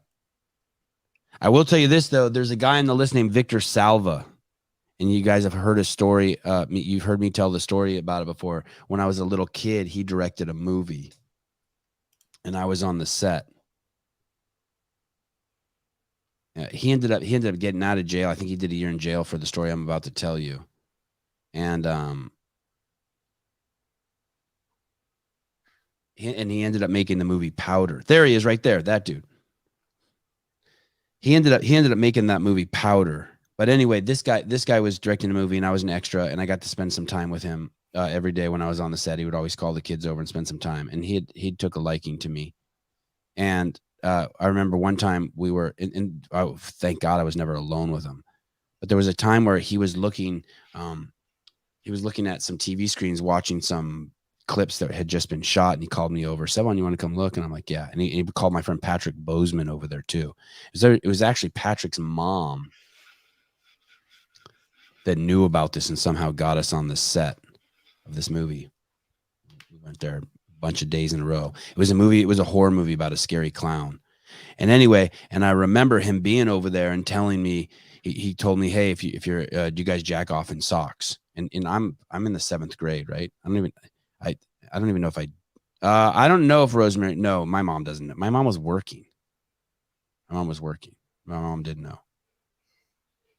She probably knows now. Anyway, so this guy said to me, he starts talking to me and Patrick about jacking off in socks. And I don't even think I was probably shooting blanks then. Like I didn't even know that that feeling down there was sexually related probably in the 7th grade. I don't know what I knew. But I definitely had never thought about jacking off in a sock. And he shared that, and it stuck with me my whole life, and I still jack off into a sock to today. Thank you. No, that's not how the story ends. So then 3 months later, it came out in the paper that guy had, sorry, let me go back a second. So he told me that. And then when I came home, I remember telling that story to my stepmom. And she said to me, hey, stay away from that fucking guy. My stepmom did. I'm like, and I was kind of pissed. Like, what the fuck? You mean this is a famous movie director? Don't tell me to stay away from him. This is my in. He told me I could be in his next movie. He told me all sorts of stuff. And, nothing. I have forced. Robbie Gilmore says, I don't want to. What the hell's my arrow? Robbie Gilmore says, "Sock, ouch. I'm not circumcised. Nothing can hurt my penis. It's. I could run it over with a tractor. Got a sheath on that motherfucker. Ouch." Anyway, so. She told me, and I'm like, what do you mean? And she's like, hey, no one should be talking to a boy in the 7th grade like that they don't know. Like, she basically explained to me it was inappropriate. And I was like, fuck that. I'm one of the cool kids, and he's the cool director. And not like, you're fucking wrong, bitch. Well, she wasn't. And I didn't get diddled by him, but the star of the movie got diddled, and the movie was never released. And I even got a little talking part in it.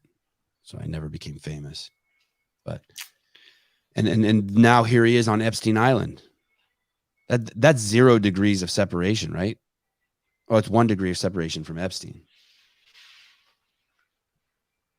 If the movie would have got released, you'd probably be on his island too. He said he was going to give me a talking part in his next movie. Me and this dude Patrick Bosman.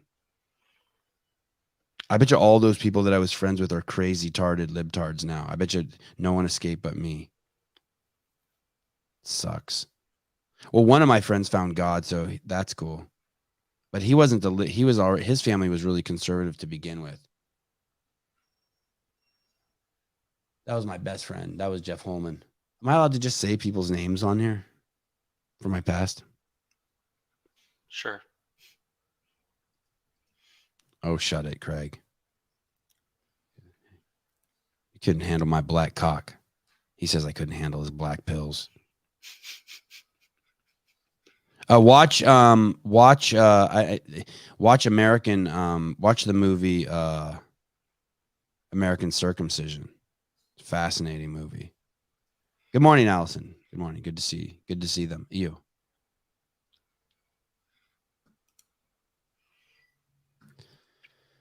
All right. She made it home. Hey, Allison, are you back in Santa Cruz? Or are you still in Hawaii? Did you fly back to Hawaii? I'm going to Scotts Valley at I'm leaving here at 10 a.m. If you want to bring the kids, your husband, Brendan.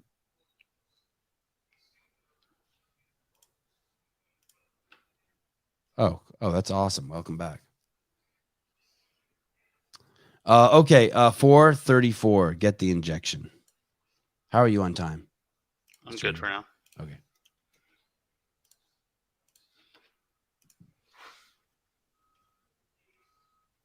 What you might be thinking, these two circles are not equal. I repeat, these two circles are not equal. One is in fact larger than the other. What I need you to do is determine which one that is. So please raise your hand if you believe the blue circle is larger than the red. All right. Please raise your hand if you believe the red circle is larger than the blue. All right, very good. Now, before I said anything about these two circles, what was your first instinct? Equal, right? Because they look equal. And the reason why they look equal is because, in fact, they are equal. These two circles are identical. Yet I got just about every one of you to raise your hand and say that they're not. So what did we learn? That you can be manipulated like that to believe in something that goes against your natural instincts. Just imagine as a child, you're taught that the blue circle is larger than the red. If you say it enough times, you convince yourself that's the truth. If you're told the lie enough times, it becomes part of your reality. And if enough people are taught that lie, that the blue circle is larger than the red, well, now it becomes part of the culture. If you think that someone is being racist towards you, if you even think it, then it's valid. If you think for a second that someone is not giving you what you deserve because of your skin color, then it's true. If someone crosses the street from 100 yards away and you think it's because they're afraid of you because of your skin color, it's true. If a teacher doesn't call on you in class and you think it's because of your skin color, it's true. And if I tell you enough times, you start to think it's true. It's all just thoughts. Anything that's a thought, remember, anything that's a thought is 100% not true. Get your head wrapped around that. Who would you be without that thought? Oh my God, they're not being fair to me. One of my 6-year-old sons, everything is not fair to him. And I get it. I remember being in that phase as a little kid. You think the whole world's out to get you. My son was born in Peru. They didn't circumcise him. The doctor told us it's only done if absolutely necessary. It was a shock to me. I just thought it was always normal to circumcise. Yeah. Isn't that amazing? Genital mutilation is normalized in this country. People defend it. People defend it. It's crazy. But your penis looks so ugly. Yeah, tell that to the 400 girls I've put it in their mouth. Don't look at it. Just put it in your mouth. Fucking idiots. Imagine being so twisted that they've not only that convinced you that they've also convinced you that it's ugly. They've done that about boobs. 99% here. Caleb's not going to like this. Here we go. 99% of the guys that I know, they can't even enjoy boobs because fake boobs have ruined boobs for them. They don't even know how to enjoy real boobs anymore.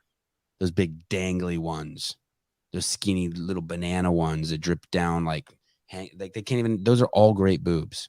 You've just been completely like confused. You're missing out. It was like my friend told me one time. He's like, "You're such a boob man." I go, "Yeah, so what?" And he goes, "Well, you're just missing out on so many great asses." And I was like, "Wow, fucked me up." So now you're a boobs and an ass guy. No, now I'm just I'm an everything guy. Mason Mitchell, things that have never happened. Sevan's penis in 400 mouths.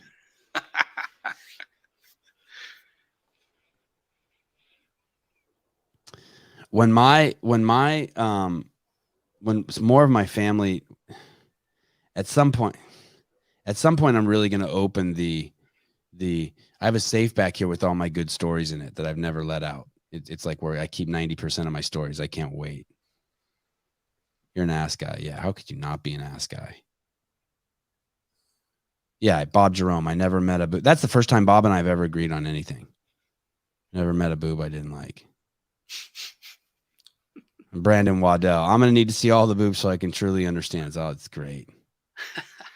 Thank you.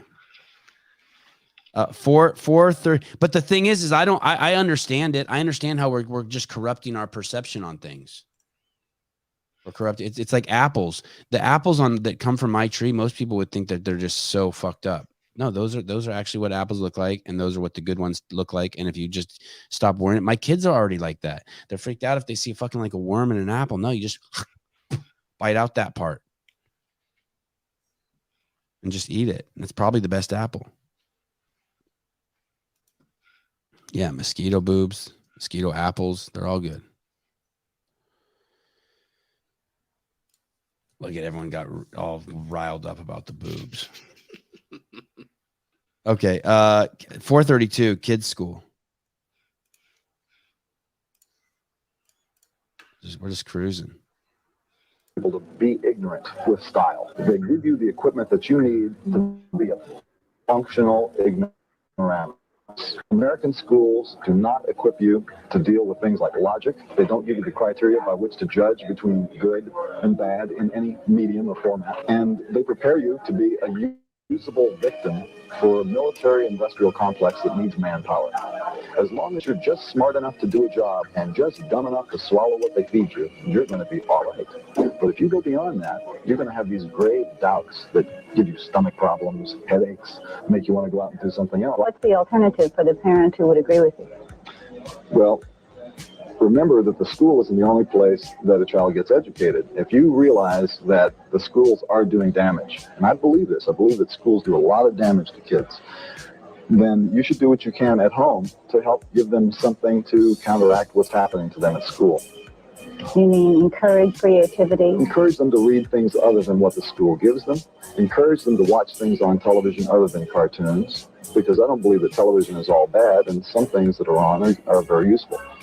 And give them some support. Let them feel that you as a parent want them to be smart, not just to be successful, not just to be a nice little person, that you want them to develop their thinking apparatus.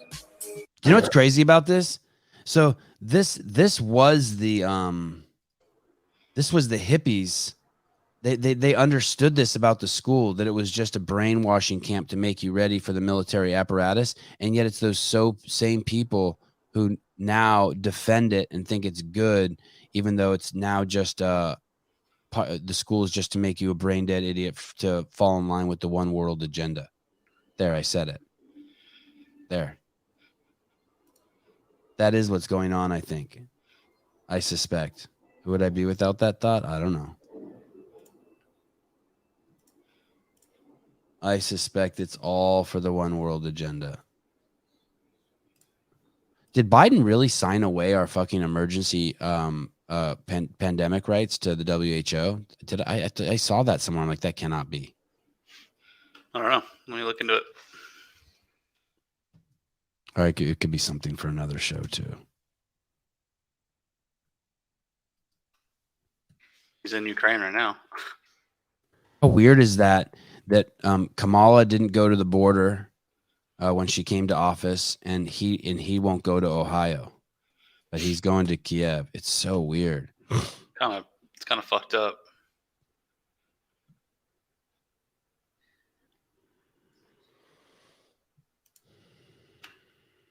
Yeah, when it was weird when he was walking. You know what? A friend of mine said, who you guys all know. He said that watching Biden walks looks like that there's someone holding his arm, like it's a Weekend at Bernie's thing. That there's someone holding his arm on either side when he walks, and then they CGI the people out. I mean, he said that as a joke, but that's totally what it looks like. Hey, have any of you guys ever listened to this show when there's like someone who's woke in the room and I start down some like fucking rant about how racist the Dems are? And the person in the room's like, what the fuck are you listening to? I saw someone the other day. I think it was on that Philip Rowe post calling fucking Trump a fascist. I was like, are you out of your fucking mind? Oh yeah, this is it. Yeah. This is the shot. Good job. This is so trippy. Is it? Yeah, look, it looks like he's falling downhill. Doesn't he look like he's like one of those fat people? Show that again. It's so weird. It looks like he's falling downhill. I had a dog once with wobbler syndrome. It's when something's wrong with your spinal cord of the dog. Look at him. Whoa. Easy, buddy. You see them later, like holding hands, the two of them, like literally like interlocked, not like a handshake. It was like their fingers were interlocked, walking down the street together. I'd like to see it. Oh man. What are we doing? It's so weird. How dangerous could it be if this dude can fly into the Capitol? Must not be that dangerous. Yeah, it must not be bad at all. You know what I almost feel like? I almost feel like this is going to sound like, maybe this is why someone said I'm their dad's Rush Limbaugh. I almost feel like it's going to be it's a setup. There's someone on the inside in the U.S. Let's send him there, then tell the Russians he's there so that they fire some rockets over and kill our president and engage us in a war. Is that, tell me I'm crazy. Be like, no, Sevan, that doesn't happen. I'm okay with that. I mean, you see what the Russians do to their politicians. You fell, oops, I fell out the window. Oh, is Paul Harvey? Isn't Paul Harvey the UFO guy who talks in the middle of the night? Yeah, the corruption. This is all to cover up his family's corruption in Ukraine. Man, it's so bad. Oh, that sucks. I am not like Larry King. I'll take anyone over Larry King. You fucking sit on a fat cock. Oh, Barry McCockner's in the house. Did we talk about the open workout yet? No, that's tonight. That's tonight. I'm having who comes? Brian and Brian. Oh, just Brian comes on. Does Mike Halpin come on? Oh, JR comes on, and we talk about the open.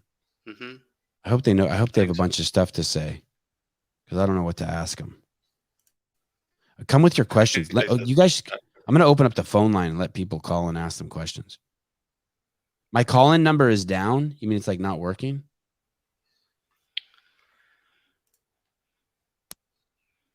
I disagree with you.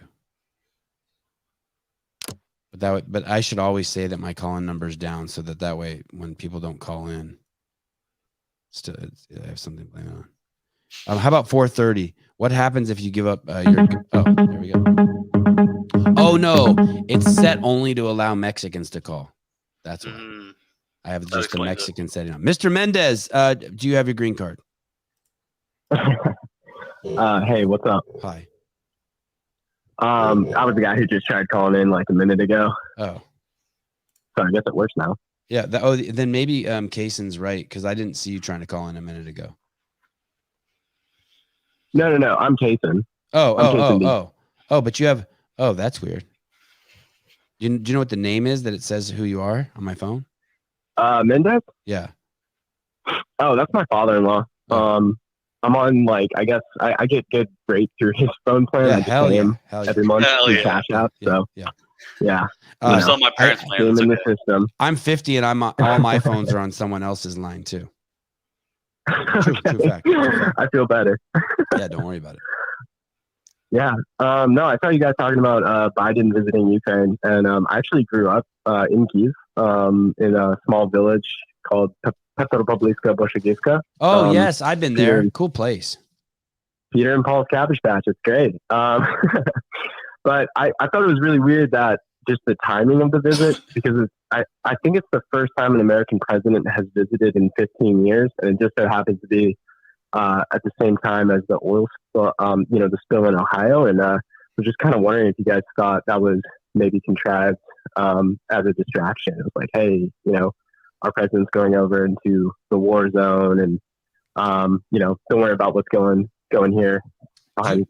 I don't. Yeah. I keep hearing those kinds of things. Do you remember when Trump was running for office, and we first got our first dose of Trump on Twitter, and it was like it didn't matter anything he did that was quote unquote bad, because he was always moving on to the next thing. So he's like, one day he'd be like, "I'd rather have a Jew as an accountant than a black man," and everyone's like, "Oh shit!" And then he's like, "Damn, my daughter's hot," and everyone's like, "Oh," and when I get in office, I'm going to bust open those UFO cases, and we're going to see it. Oh my God, Senator McCain is a complete sellout. I hate losers. How did he get caught? And it was just like one thing after another, right?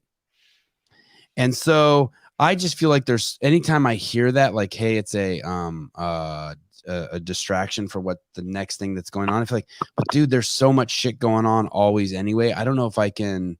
I feel like more like this, what Sean Sullivan said, the whole Ukraine war is maybe a distraction, but I don't know. I don't know. There's some couple things I'd like the Epstein list. I'd like to get James O'Keefe back, and I'd like to stop fighting the way I look at Ukraine, and it's a very simplistic view, but we basically we had a deal with those fuckers over there with the Russians. I think that Reagan had that, like, hey, we won't bring NATO to your border. And I don't think we should bring NATO to their border, or we should be very careful if we try. And I feel like that's what we're trying to do right now. And that's going to really piss them off. I heard at the same time that, I don't know if this is true, Biden was meeting with Zelensky, Putin was in China. Meeting with Xi Jinping. I really don't want to go to war. I really, really don't want to go to war. I just wish we could get someone like Trump in office, and we would just leverage all of our economic fuck you and and just talk tough. And you know, like I like what Trump did when he fucking bombed the fuck out of the Syrians for all those kids they killed with the gas. But I want a president. I think Trump was maybe our least warmongering president, like in 50 years. Fewer soldiers died under his watch or some shit like that. And I would just like, that's what I would like. Yeah, no, I'm with you. I think we should avoid war at all costs. And I want our energy independence back. I want our energy independence back. Yeah. 100%. Yeah. No, I'm with you there. And I you know, the Ukrainian government historically has been incredibly corrupt. I mean, it's all Eastern European countries. And so it's really odd that, you know, so much money is being funneled through the government.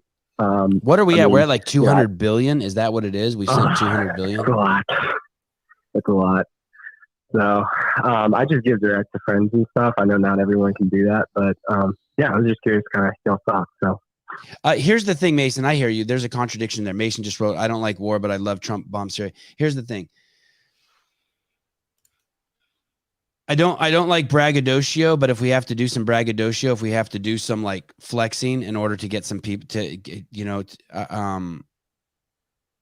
to let the world know that we mean business. Like if you push us, we're going to act. I would rather do that. Shooting down a balloon. Yeah. Yeah. Waiting Not for just it to any fly. balloon. Yeah. Chinese balloon. Waiting it to fly over our entire country and then shooting it down. Anyway, I don't know. I don't know how to even think about those things. I don't even know what's real. There's so much of that shit right now. There's so much happening. I find it hard to believe that anything. I do feel like and close our border. We got to close our border. We have to close our border. Yeah, for sure. We're not a country with an open border. We're not a country with an open border. How are we a country with an open border? That's like saying you're a man without a penis. You can't. You're not a man if you don't have a penis. Right. Yeah, it's strange. It's strange. It also doesn't mean you're a woman, though. If you chop off your penis, you're no longer a man, but it also doesn't make you a woman. I just want to also be clear on that. Agreed. It'd be really sweet. I really enjoyed the Yevgeny episodes. I know you had mentioned possibly getting him back on at some point. So, you know, just putting in a request for that, but I'll go ahead and hop off. Okay. And I think this clock cutter guy has it even better said than me. It's far worse than that. They're trying to use a war in Ukraine to overturn the Russian political order. They've been clear about that. Then they'll install globalists who'll do their bidding. I do think that there is a huge push for a one world, like global blah, blah, blah. And that shit is terrifies me. Because and here's the reason why it terrifies me. Mentioned in Revelation. Say it again. What about what? Huh? Oh, it's something mentioned in Revelation. Like eventually, there's going to be like one global order. Yeah.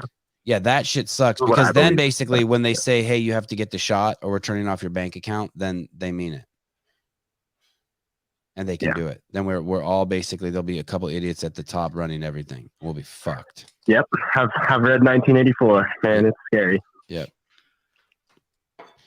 All right, thank you, brother. Cool. Hey, thank you guys. Bye. Thanks, dude. God, I don't like scary talk. Here we go. Spiegel. When politicians say the United States is energy independent under Trump, it is a false impression that the U.S. was 100% self-sufficient. The country still relied on foreign sources of energy.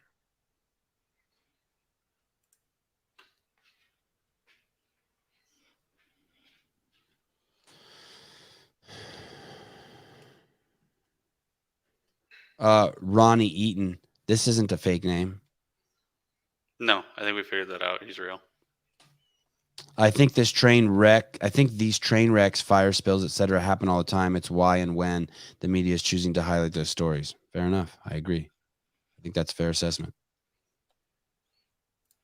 There's only so much bandwidth.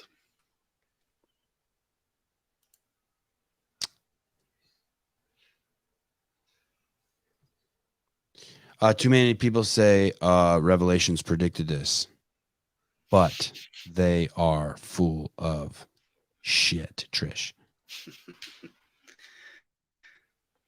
4:30. What happens if you give up gun rights?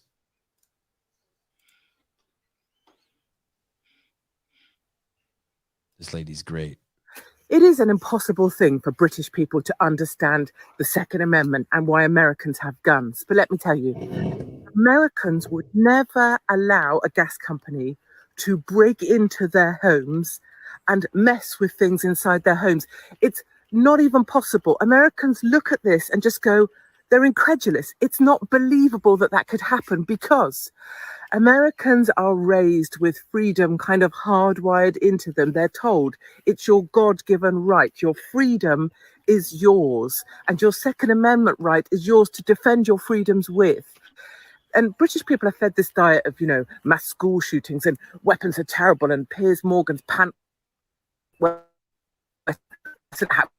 guns are a terrible thing. But the thing is, the Second Amendment is what separates America from about every other country on this planet. Because if you break into an American's home, you should plan on not being able to leave that home. It couldn't happen. It wouldn't happen. And it's why the Second Amendment is so important. It's what separates Americans. And right now, there is the greatest citizen militia of all time in America. And I find that to be a very reassuring thing because every time Biden does something stupid, Americans buy another weapon. And that happens quite a lot. So go the Facts. Second Amendment, go America. When I went to like Bass Pro the other day. I was like, I think it was like on a weekend, and the counter was filled with people, like probably 2 or 3 people deep, and that's like every weekend. They're just buying guns all the time. Good. Hey, do you find it interesting that our comments are so tame? Yeah, they're What pretty, happens if you're just a piece of shit? So people just run you out, or one of the wrenches kicks you out? Everyone's so good. Like even the people who disagree, like even the like. I have no idea. I don't know how they stay regulated. I don't think anybody gets kicked out. I think Like if you watch the game, if you watch like I don't watch a lot of YouTube with comments on, but I do watch all the game stuff, so that we can do the shows afterwards. Yeah. And sometimes the comments get a little crazy. I never see that in our comments. Maybe I miss it, or I think everybody knows everybody in the comment section. And if anything, I've known multiple times people have like commented and said something that the rest of the section didn't agree with. And then they all like debated it for like probably 10, 15 minutes until they either acquiesced or just left. like someone in there wrote, Trish, are you a troll or do you actually believe what you say or something? Do you believe anything? And it's like, that's like such a civil way. Like, I feel like somewhere else, someone would be like, you fucking piece of shit. Get it. Like, you know what I mean? Instead, it's just like people just ask. It's interesting. Oh, I'll take it. Sevan is new age, Mr. Rogers with better hair. I'm going with it. Sure. Okay. Sevan, we all like each other. I only don't like one person in the chat and they're not here today. I don't know who that is, but that's crazy. I have a guess. You do? Yeah, I'm not going to say it though. You tell me afterwards? Yeah, I'll tell you after. Is it a boy or girl? I don't know. Look at Brandon. Allison doesn't even miss a beat. She's like, Brandon, who? Okay, 429 coaching.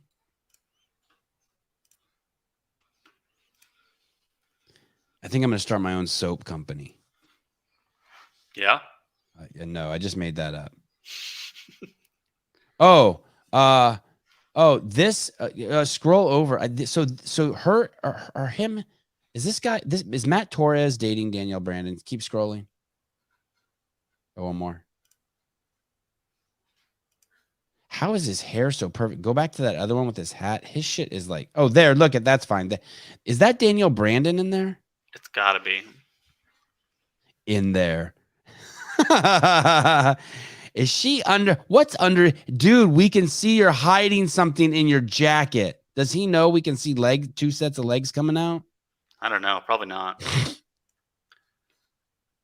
So yes, they're trying to keep it hush. I see her legs hanging out of the bottom. It's not super hush. And I see, she's off her midline too. She needs to stand closer to him or something weird. Looks like and I see hair. Is that her jacket, you think? And he's wearing it? Or is that his jacket? Nah, that's probably his jacket.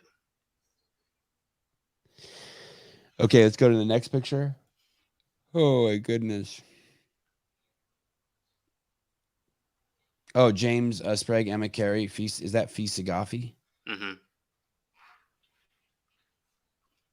And look, and they got a box of caulk on there. Hey, someone should make black chalk. I guess they do make black chalk. For equity. Yeah. For equity. All right, coaching. So anyway, I just saw her. I know he's hiding something in his jacket. I'm not stupid. I like this. Danielle's going to have to find a new gym soon. I've been trying to get Gordon Ryan on too. Listen, I'm going to need more than 300 live listeners, but man, we're on a fucking roll. I can't tell you how quickly the show, something has happened and the show is really doing good. You guys I'm loving you guys. As long as you guys love me, I'll love you. She's giving him a hand. You think she's giving him a handy? On the dock. I do wonder all that stuff, like how much, like if there's some, I have my thoughts of the athletes that like need a lot of caulk and the ones that don't, like which one, like how they vibe or what they say. Over the pants. Which ones are givers or just like a rub on the.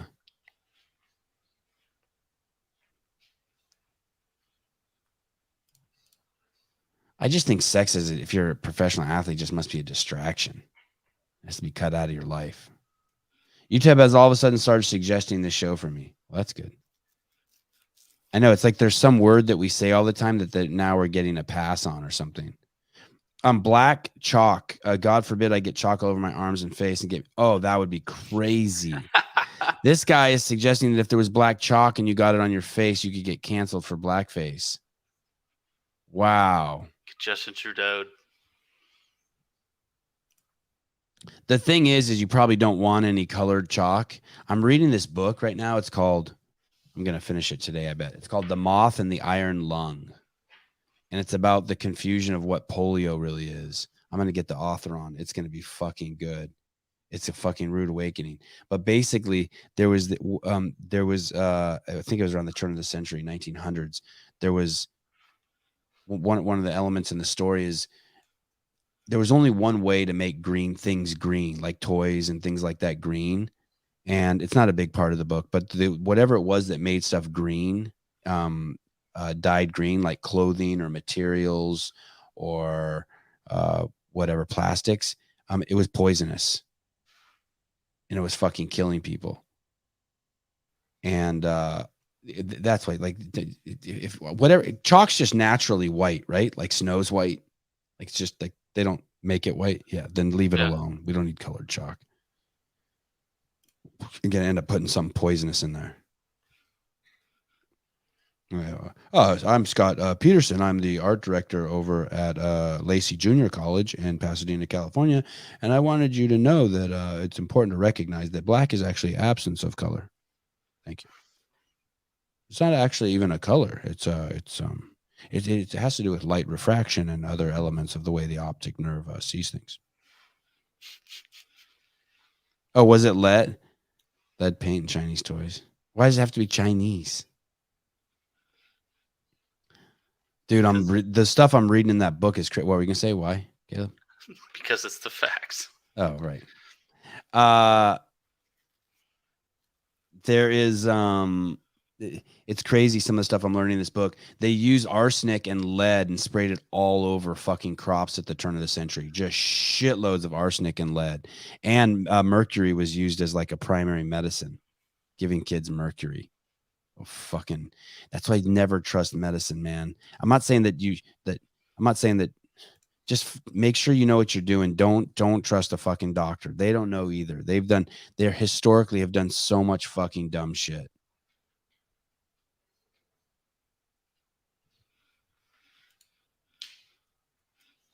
Uh, 428 cock scrub. Oh, what is this? Don't let your dick get in the way of your dreams. Oh yeah, just some gratuitous pole vaulting humor. Oh, you better mute that. That's good. Oh man, you're really choppy today. Oh yeah, look at that. We're not going to get the quality on that. But basically, this guy pole vaults over. Oh, and they zoomed in on it, and his penis just grabs the bar he's trying to get over. I love these. I like the wrestling one when the penis rubs against the guy's face. Look at it. Wham! Ow! That looked like that hurt. Good Lord. It's not fair for male pole vaulters. It's not fair.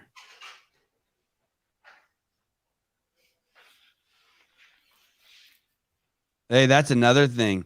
I was looking at some asbestos science the other day. I don't know if asbestos really does cause cancer. Yeah, there's so much weird shit out there. The earth is flat. Okay, cock scrub. That wasn't as good as I thought, but it happens. Now you know. Be thankful if you don't have a penis or if you have a small one.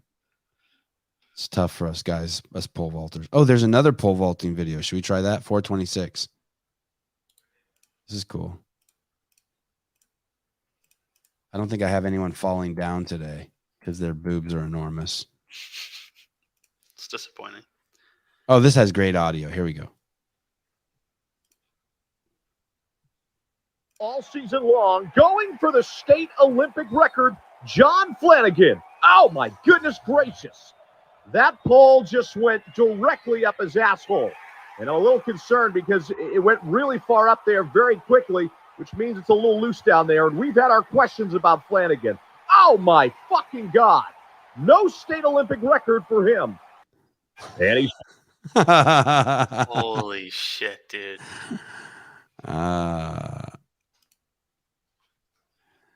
Oh, this sucks. It's a woman holding a baby typing this. This is not what I want to read. When I deployed, they had asbestos do not touch signs all over the ship.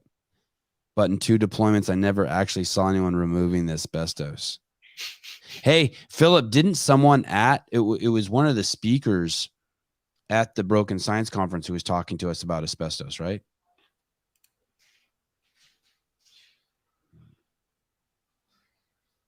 That's interesting. Here we go. Stephen Flores dropping some breaking news. Danielle Brandon uses Matt Torres's chalk to pole vault. That's a lot of his caulk. His caulk. Depends on how you pronounce that.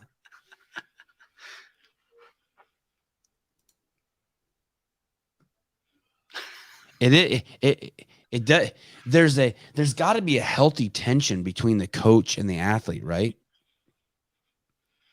Like there's got to be shit tons of coaches and athletes that have sexual tension between them that they just never acknowledge and they just live on it and feed on it. And there's just some enjoyment there and no one ever acts on it, right? There's got to be thousands of examples. It's going on all the time. It's only fair. It's men and women. And you kind of have to do a healthy job of just sweeping it under the rug, right? Sure. Yeah. You're a guy or you're a girl coach and like you're Michelle Letendre and you're training Patrick Vellner every day and you're seeing him and there's some tension that builds, but like it's just not appropriate. But at some point that tension actually becomes usable, right? You don't act on it. But if you do act on it, everything changes instantaneously. It's not there anymore, right? The whole relationship changes. Is there anyone who can explain that? It's like if you open a window, all of a sudden everything, and it's a windy day outside, everything in the room changes. Like someone could explain that, right? Like you can explain why. But what is it that happens after the person that you're in a relationship with? I've never heard it explain what happens after your penis goes in them or you let them put their penis in you. But something has changed. The window is now open. And there's no closing it. Yeah. Once it's open, it's open. Or it takes a long time. But I don't think it's anything. I don't mean to get all I don't know what the word is, hippy dippy on you, but something changes that's tangible, but it's but I don't know how to explain it. But there's something's broken. Maybe broken's too biased of a word. I shouldn't use broken. Something is. The threshold has been breached. I'm not making that up, right? It's not like a thought. It's like something that feels like a thought, but it's real. It's like if you have a 2x4 and you break it in half, it's broken in half. Now that's in two pieces. They're not connected anymore. You can pick up one half and the other half doesn't lift up. It's changed. You don't have one piece of wood that's 8 feet long anymore. I know what you mean. Yeah, I see what you're saying.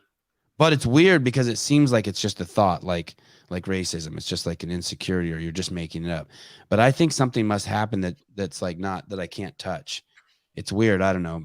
Maybe I'm making that all up. Maybe everything. Oh, it's just nothing. It's just your penis went in her vagina. It's nothing. It's just like putting weights on the end of the barbell. It's just pull it off and now it's done. Post-nut clarity. Well, that's coming from a guy who you slept with 9 women in your gym. Oh, my mouse stopped working again. David Weeds calls it post-nut clarity. Thank you. But this is coming from a guy who only slept with girls once at the gym. 9 girls and just banged them once and that's it. Heidi says it too, though. What did she say? It's called So did Devesh. Oh no. Post-nut clarity. Jeez Louise. Rogan said once to beat off before a date for clarity so you don't do anything stupid. Sad but true. Yeah, well, there is I get that. Yep. The thing is with guys though, if I bone at night, I want it more than ever in the morning.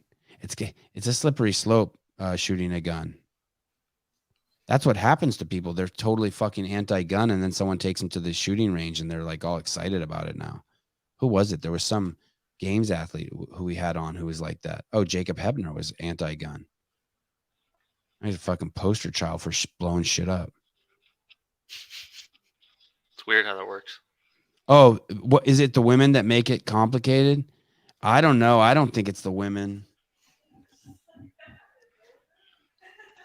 I don't know. It would be fun to ask Matt Torres, hey, what happened? I don't even know if the dudes know. Oh, you're thinking of Sam Dancer. Oh, okay. It was Sam Dancer. That's right. Okay. I don't think. Good point.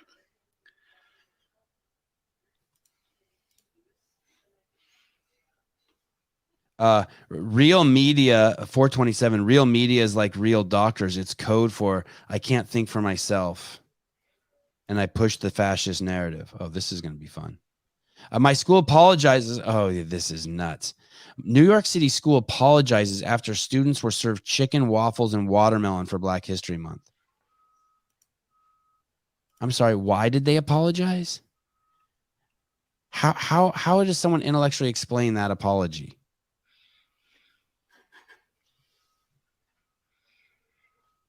Why? Because Black people eat cantaloupe and not watermelon. It was off. The fruit was off. It should have been pancakes and not waffles. Because it should have been turkey breast and not chicken. Why would you apologize? Is that something Black people eat or they don't eat? I don't understand. I eat. Yeah. Why are you apologizing for that? Because it's stereotypical.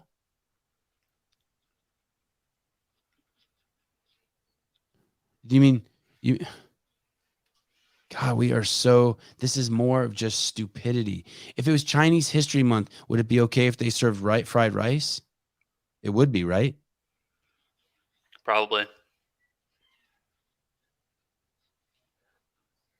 But it's not even, it doesn't even fit under cultural appropriation because it is Black History Month. The only thing I could understand is if, look at, even a black guy here in the Larry Dickham. Why can't we have delicious chicken, hot buttery waffles, and juicy watermelon? And look, another black person wrote, shit, that's probably the best food they had all year. Yeah, like why? Hey, this is where white people are leveraging melanated people. This is systemic racism to enforce when you apologize. It's the same thing Joe Rogan did. Okay, let's watch. Yeah. Problems don't fix themselves, but as a true master of beasts, I know that shit well. Me and Beast was out looking for the motherfucker that broke in my house, was eating on my crackers. I don't know what this is. This is just that page from the guy. Oh, is that a white guy with blackface or is that a real black guy? That's a real black guy. That is? Yeah. That's the whitest looking black dude I've ever Holy seen. shit, I done found. Let me click on his account. Maybe we need to have this guy on. That's him. Yeah. Oh, this is hilarious. A self-proclaimed soul music legend on a mission to get his master. What did it say up top? To get his masters back with his kung fu. Oh, I'm following this guy. This is hilarious. I'm following this guy. Hey, do you know what someone told me the other day? A guy was wearing a CEO shirt in his gym, and his coach came up to him and told him that's a homophobic shirt. What? A lady, a female coach, Larry Dickham, D-I-C-K-E. Yeah, Larry Dickham. Dickham. Follow. Message. Glad I found you. Glad I found you. And how the fuck is the CEO shirt a homophobic shirt? I was like, did you try to explain it to her that it's the opposite, that she's a fucking homophobe for being a fucking hater of the shirt? Homophobe shirt. That's super random. I'll let her eat my wife's ass if that'll get her to like me. I am not. I'm the opposite. I'm the opposite of a homophobe. I am so not afraid of. I wouldn't even care. I don't think I would care if my wife dated women at all. I don't give two shits. Don't we have an LGBTQ? Get the rainbow CEO shirt. I did. I have one. It was hard to make though. I have the LGBTQ CDFG plus shirt. I'll wear it tomorrow. It's somewhere. It's a nice shirt actually. It's even got the plus in it. Fucking that was so lame that she said that. I could understand you thinking like I'm childish, immature, you don't like some stuff, but to call me a homophobe, you're a fucking idiot. You're not listening to anything.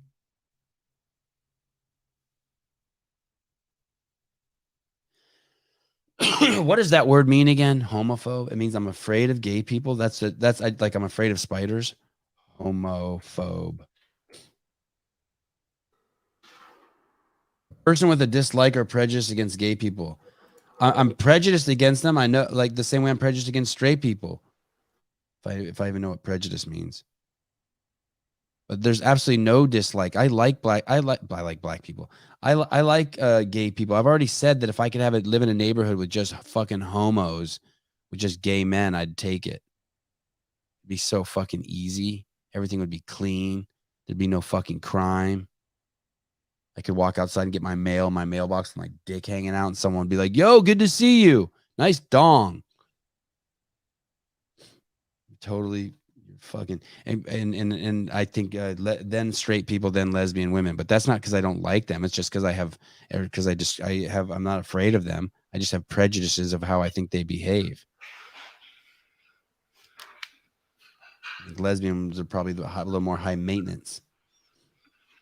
Now, trying to think, if I was going to send my kids to someone's house to play, I'd send them to the lesbian women based on my prejudices and discrimination.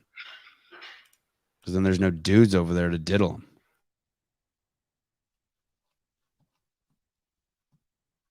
Fucking homophobe. Fuck you.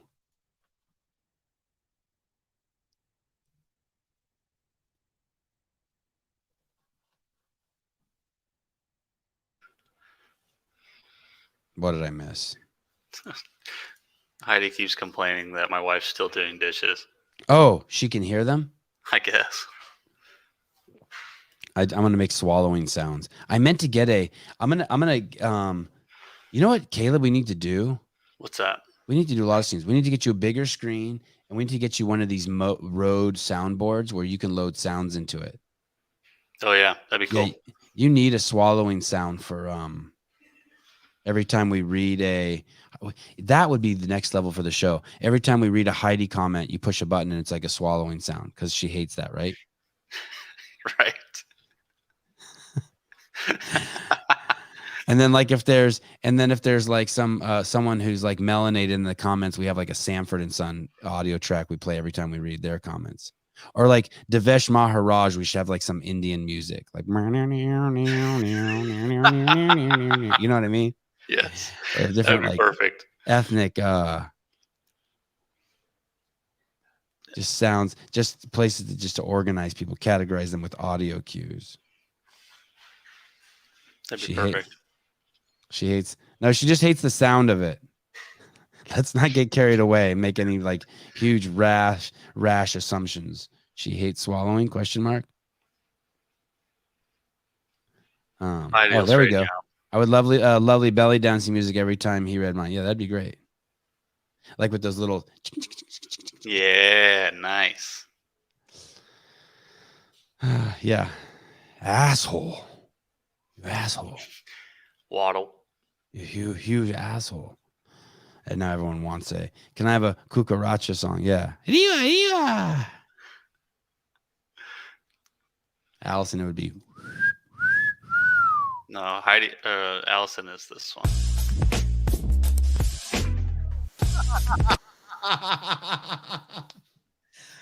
Ah, my goodness. Okay, 4:25 climate change. Oh shit, we're approaching 2.5 hours. My goodness.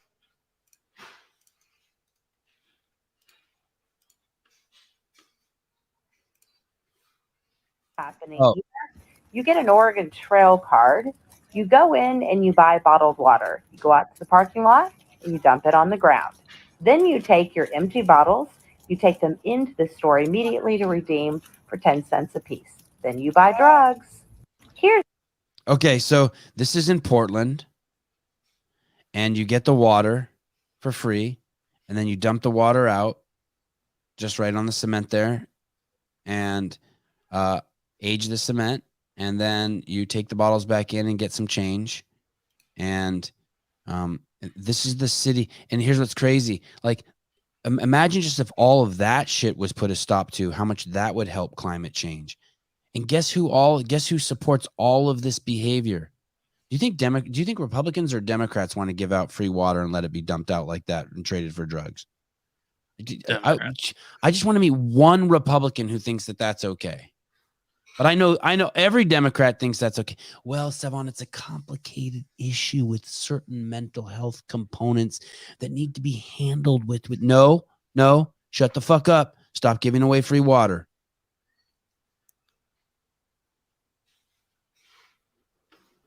That's fucking crazy. Very Dude, smart. Yeah, and it's just happening all over every fucking liberal city in the fucking country. All this crazy shit. All right, tonight's show is gonna be cool. J.R. Howell. Oh, I got to call my mom to help me with the kids tonight.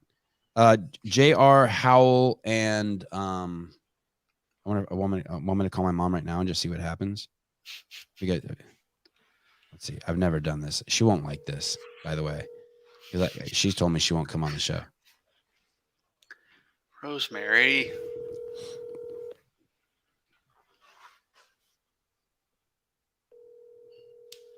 Can you hear it ringing? Mm-hmm.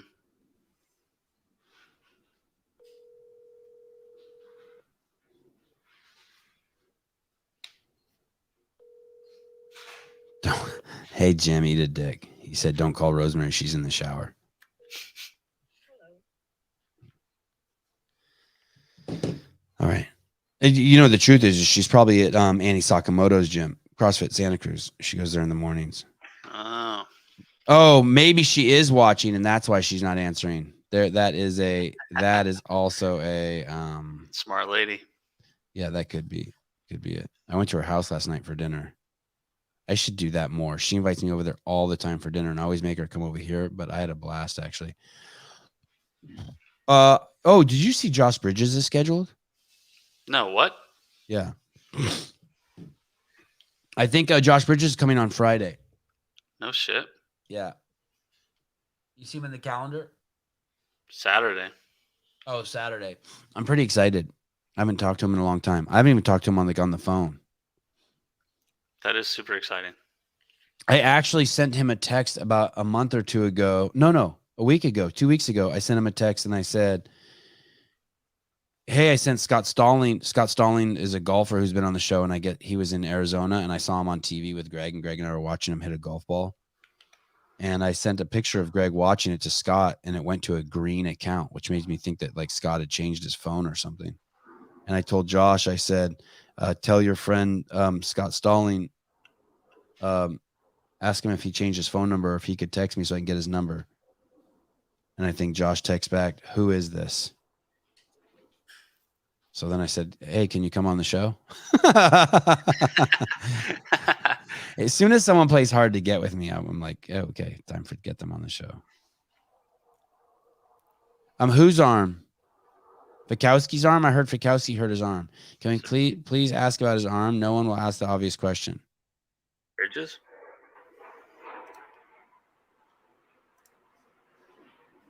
Who's all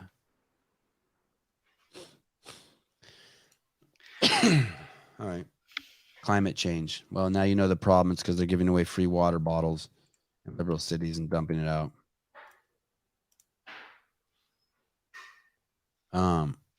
Oh, do you guys want to see this one? This is great. This is some woke shit. This is over at Google, I think. This guy was sexually harassed. 424. This guy was sexually harassed by his boss, who's a female. Asian female. Google executive claims he was fired by tech giant after rejecting sexual advances from high-ranking female boss. So he had this female Asian boss, and it's important that she's Asian because for the reason why he was fired.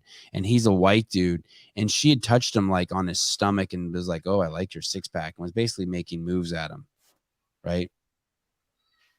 The alleged hands-on encounter unfolded during a drunken company gathering at Fig and Olive on West 13th Street shortly after Olahan was promoted to managing director of food, beverage, and restaurants and joined new management team that included Miller in Google's Manhattan offices, according to the lawsuit. So the lady's name is Tiffany Miller.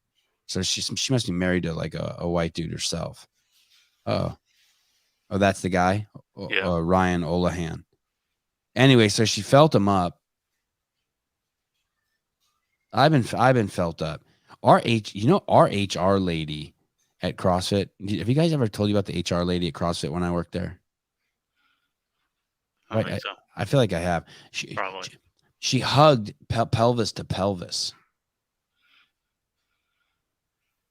So there's three kinds of hugs. There's like the hug where you don't hug the boobs. You don't even do chest to chest, just the fake hug. I really just don't like that one at all. Then there's a hug where you just bring your bodies together. And then there's the hug that you do with like your wife. Or with like someone like you can't even fucking believe they're alive. Like I did, like I hugged my mom just as tight, like pretty tight, and brought her in as close as I could after I didn't see her for 10 days. Not because I didn't believe she was alive, but I hadn't seen her in 10 days. And I wanted to really let her know how much I miss her and love her. Oh yeah, that's the chick right there. Tiffany Miller. Oh, you look like a Miller. Not Miller. Anyway, so the HR woman at CrossFit used to hug me, and she'd push her pelvis against me and say all sorts of crazy shit that would be deemed inappropriate. Crazy shit. She's the only person at my work. There was one other girl at the work who did some crazy shit when she hugged me too. Like she would jump on me and like wrap her legs around me. No thanks. She was little and she had huge fake tits, this chick. I think I was pretty standoffish at work physically, not to the boys, but definitely to the girls. I didn't send eggplants around to the girls, but so she would hug pelvis to pelvis. Yeah. And she would leave crazy notes on my desk. It was a trip. I heard that she had reported me, ironically, that I had called her a cunt. Sent the text lady a text to the HR woman and called her a cunt, and she had that was in my record or something. I didn't even know I had a record. I thought I was above all that shit. And supposedly Rosa saw that too, and that was a red flag. I don't ever remember calling her a cunt, but it was definitely I was definitely could have done that. I definitely could have done that. Like if there were times I'd be at the games and I'd be like, hey, I need to bring so-and-so in. I know it's only 2 days notice and I need them to film something. And they'd be like, you know that we can't have anyone come and work for us without a contract being submitted 1 week in advance. And I could totally see myself texting back, don't be a cunt. 100. I could so see myself doing that to anyone. I don't know if thank you, Andrew. Thank you. But, I definitely thought that I was untouchable. For sure. I didn't think I was, but I also didn't, I was also the kind of kid that like, because I had, I didn't take advantage of that. I felt extra responsibility. When I was the teacher's pet, I always worked extra hard. Anyway, so that guy, she tried to grope that fucking guy. And when he said no, he got fucking fired. He wouldn't give up the D, and he got fired for supposedly like some racist shit because he was hiring too many white employees. And they just flat out say it. They flat out say that you weren't hiring people based on their capabilities. You weren't hiring enough mixture of people. When he asked why he was not inclusive, Olahan was told that he had shown favoritism towards high performing employees, and that was ableist for sorry, and that he was an ableist for commenting on the other employees. So let me read that again with a little more advanced reading knowledge. When he asked why he was not inclusive, Olahan was told that he had shown favoritism towards high-performing employees and that he was ableist for commenting on other employees' walking pace. Oh, I guess he had told one of the employees that they were walking too slow or something. Hey, speed up. I do that to everybody, but also my gait is pretty long. He was accused of Miller as defendants and accuses them of discrimination, retaliation, and fostering a hostile work environment. Yeah, can you imagine telling a guy that you were favoring people based on their higher performing abilities? What's the answer to that? Yes, that's correct. Oh, but so-and-so has way bigger tits. I know. I did not hire them based on the size of their tits. I hired them based on the fact that actually smaller tits because that way they could, when they walk down the hallway, they took less room. I hate slow walkers. David Weed.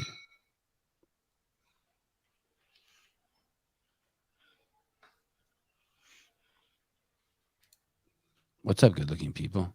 Who are we shitting on today? Google. Adam Blakesley. Andrew Hiller, what do you think of street parking joining the open, but you can't use them as an affiliate only if you do the workout in the Alcaraz's garage? How about the fucking workout they chose? Not inclusive enough. Horrible for a fucking first workout, and if you're going to try to include street parking people. Stupid. I told Don, I said, hey, no matter what I say about CrossFit, I want you to know, as of now, I'm a huge fan of you. He goes, what did you say? I said, no, nothing. Never mind. Okay, last one, 423. And then I gotta go.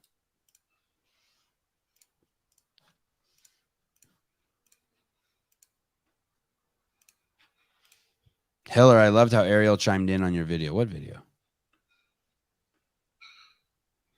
Okay, here we go. Don't shout at me. You came voluntarily. Did I ask you to come? I'm defending fascism. No, I'm exposing you as a fascist. How am I a fascist with people who are hurtful and raped, and there's rapists who are still on the campaign? But see, the problem is sometimes you get speakers like me who are not scared of people like you. Ultimately, you are afraid of ideas. You're not willing to engage with me. You think I pose a threat to you? I'm an immigrant. I came to America with nothing. What threat do I pose to you? You promoted dangerous, violent ideas that kill millions of people. I propose dangerous violence to kill people. Who have I killed? Do you realize that Hitler's deadly opponent was capitalism? The fascist ideology is one that is distinctly on the left. And the idea that the fascists are right-wing because they support racial superiority. Wait a minute. The guy who showed the Ku Klux Klan movie in the White House was Woodrow Wilson, a progressive Democrat. So progressivism was married to racism at the hip. So don't pretend it was a right-wing phenomenon. It wasn't. Hold on. Don't shout at me. You can't. I'm reading this book. I'm also reading this book now. I'm almost done with it too. This book that guy wrote called The Big Lie. Dinesh D'Souza. He's dope. He fucked that chick up. I wish they'd all dye their hair blue. All of them. I wish there was just one way we could spot them and be like, oh shit. Yeah. And the beanie. It's crazy that they have a costume. It's a you can point them out from a mile away. Like hookers have costumes, right? Yeah. And woke folk have who else has costumes? People who said that they would have joined the military but didn't. Now they just have a bunch of guns. Oh. And it's like their personality. I saw a guy like that the other day. It's kind of funny. Everyone should just have a costume. Oh, cops. Cops have costumes, yeah. They all look the same too.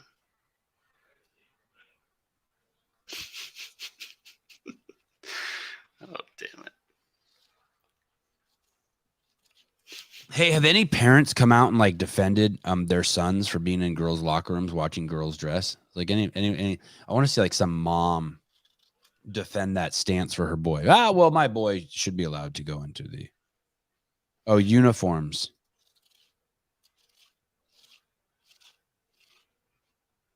I feel like your wife's putting putty on the wall somewhere now. Is she patching a hole somewhere? I hear like No, she's in the chat now. Oh.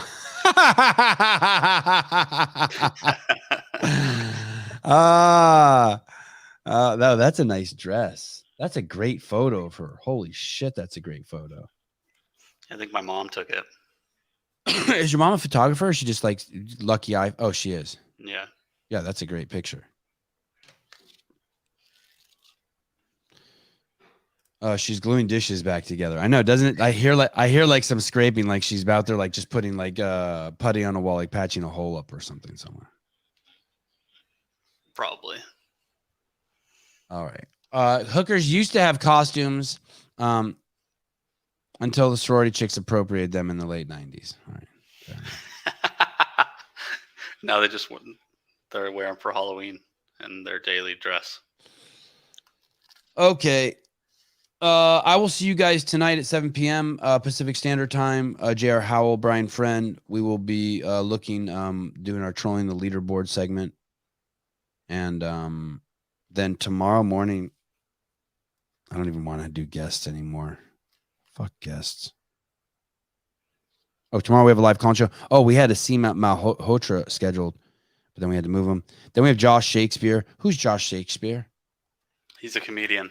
Oh, awesome. Yes, Josh Shakespeare. Of course, he's a comedian. Coming on Thursday. Then on the 24th, we have a live call-in show. Then on the 25th, we have Josh Bridges. When do we have the homeschooling guy on? That Brett guy. Oh, we have Raw of Earth coming on. We have Ronnie Teasdale coming on Monday. Oh, and then Brett Pike on Tuesday, the 28th. Yeah, that's the homeschool guy. Yeah, that's going to be a great show, that Tuesday, the 28th. You do not want to miss that show. Oh, my birthday's coming up. My birthday is, I'm going to tell you guys this. I'm not a birthday guy at all. Zero. I would never tell. Whoa, what is that protesting with white people? Go, let me see that one. That's a great shot of that chick getting bent You're gonna over. get hit by a car. No, stop. Katie, come back. Katie, don't do that. Don't do that, Katie. No, Katie, no, Katie, no. Oh! Shit. Oh, fuck. Oh, that's hilarious. What's my bag? What's my bag? I got you. Go ahead. I got you. Did you just assume this bitch's gender? Did anybody here really think this wasn't going to happen? Like really? Hey, look. Hey, he's not using his gun. This is a step in the right direction. Hey, I'm not, I'm not a Biden fan, but if you step out to the president's motorcade, you should have your fucking, I can't say it because my wife tells me not to, but you should not be, by any means necessary, the president of the United States should be protected. Like, you should not be allowed to step out into the motorcade, near the motorcade. That was nuts. Are they trying to make it so like, hey, look, people, you can actually step right up to Biden? It's almost like they're trying to send the world a signal. Look how easy it is to approach him. Why would they allow that? Didn't go on for very long, that's for sure. There should have been a piano that dropped out of the sky and smashed her, like in the cartoons. Sevan, I have your birthday saved in my calendar. How would you don't know my birthday? Sevan, please get Taylor on with you tonight. I feel like busting balls. Taylor's coming on Thursday night is Taylor's show. Yeah, exactly. Thank you. I didn't say it. Another Armenian died. I'm surprised she didn't get gunned down. Yeah, why don't you get gunned down when you approach the president's car? Just like those people who approached the Capitol on January 6th, or the people in Ferguson who lit the police department on fire. Why don't you get gunned down? I don't understand how you get away with that. Yeah, I'll be 51, 50. I'm going to miss my 50s.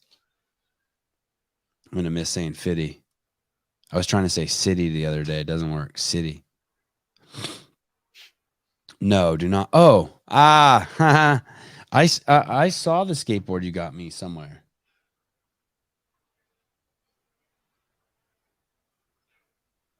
It's probably in your unopened packages. My shit is a fucking disaster, train wreck right now. My whole life is a train wreck because I've been gone for 10 days.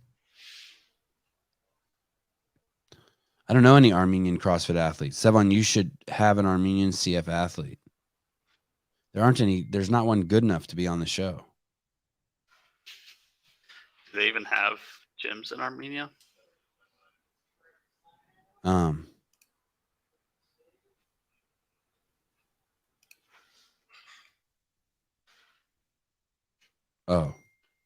Oh shit. Thank you.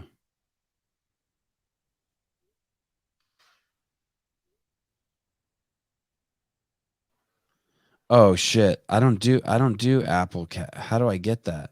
Oh no. Someone sent me Apple Cash. $200. You should just be able to transfer it over to your account. I have to set up to what account? It says I have to set up Apple Cash. Oh. Yeah, you have to have like a bank or like one of your cards attached to it, I think. Use a debit card to add money to your Apple Cash. Add card now. Add card. Previous cards?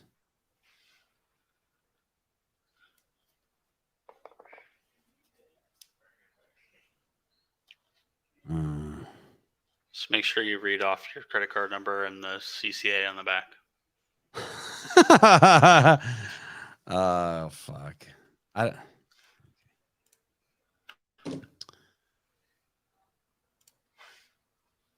love how Sevan solves old man problems online for everyone to see. Is that really an old man problem? Why are you sending me fucking Apple Cash? And listen, anyone who wants to send me money, send it to my wife. I don't do any of that shit. What am I even going to do with the money when you send it to me? I don't do money. A big stack of cash in my pocket that my wife gives me to go out and play with every morning. Here's your stack of 100, Sevi. She puts a little hat on me and pushes me out the door with the kids. I'm not a boomer. Really? You're telling me everyone knows fucking Apple Cash? Do you have your Apple Cash? Yeah. Oh, fuck that. Do you do Zelle too and Venmo? Yeah, I have both of those. Oh, I don't do either of those either. That's how your wife usually pays me. It's Venmo. Really? Yeah. I do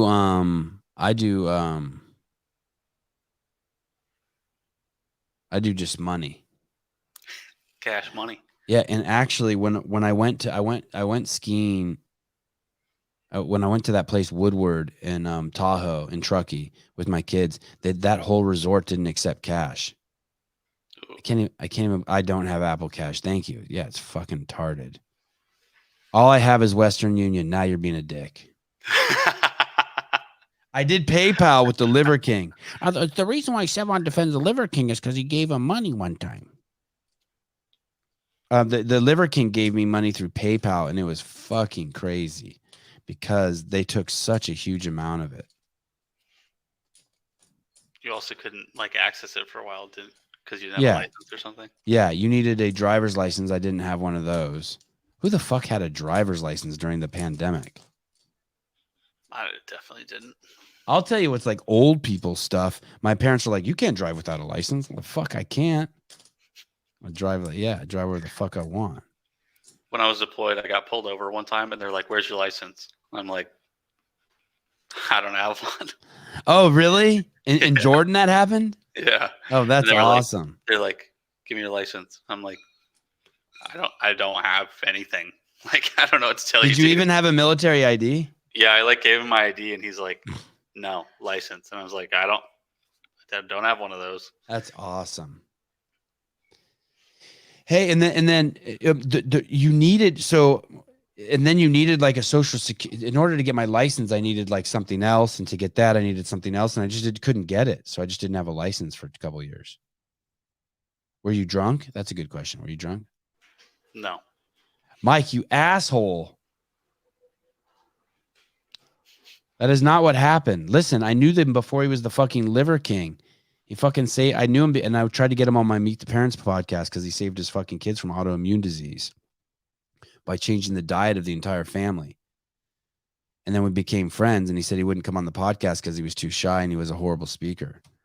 And then as time went on, one time I did Wadapalooza, and I was like, "Hey, do you want to sponsor Wadapalooza?" And he said, "Of course I do, brother." And he just sent me fucking 20 grand. That was it. It was that quick. There was nothing else. It was way before the steroid debacle.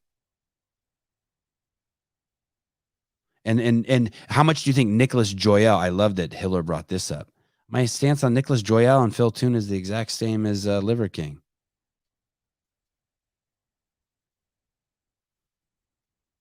What just do you? Remember, you got to live with your own shit. Sevan, tell the van poop story for the new listeners. You know what? Maybe I'll just play that clip when Josh is on. Oh, shut it. Who cares? Got caught. By who? By you, Mason? Did you catch him, Mason? You caught Big Bad Liver King doing steroids? You read it on Instagram. He got caught. Oh, my God. He got caught.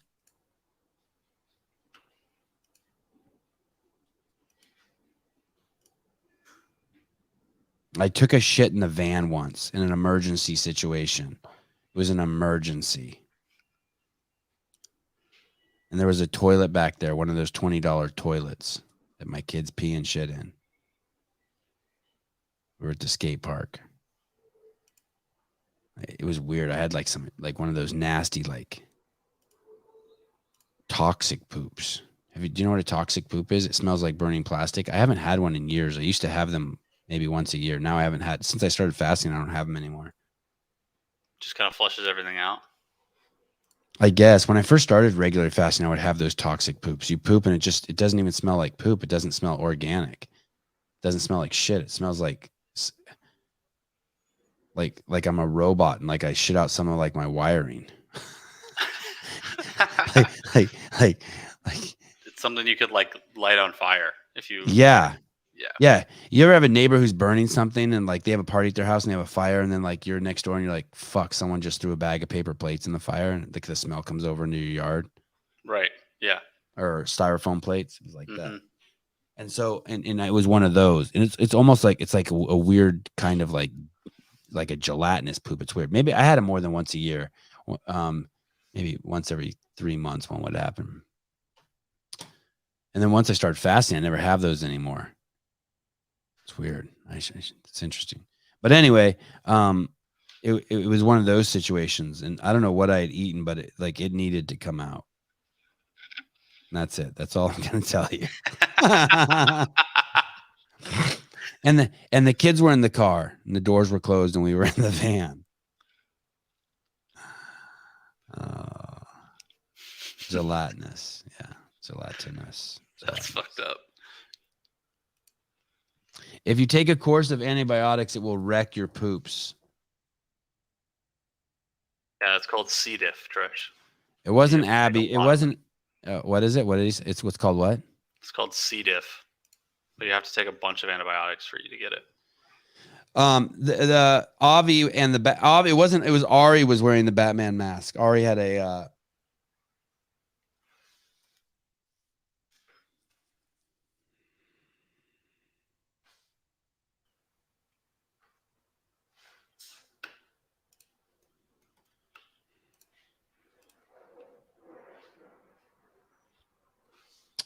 Inflammation of the colon caused by the bacteria Clostridium difficile.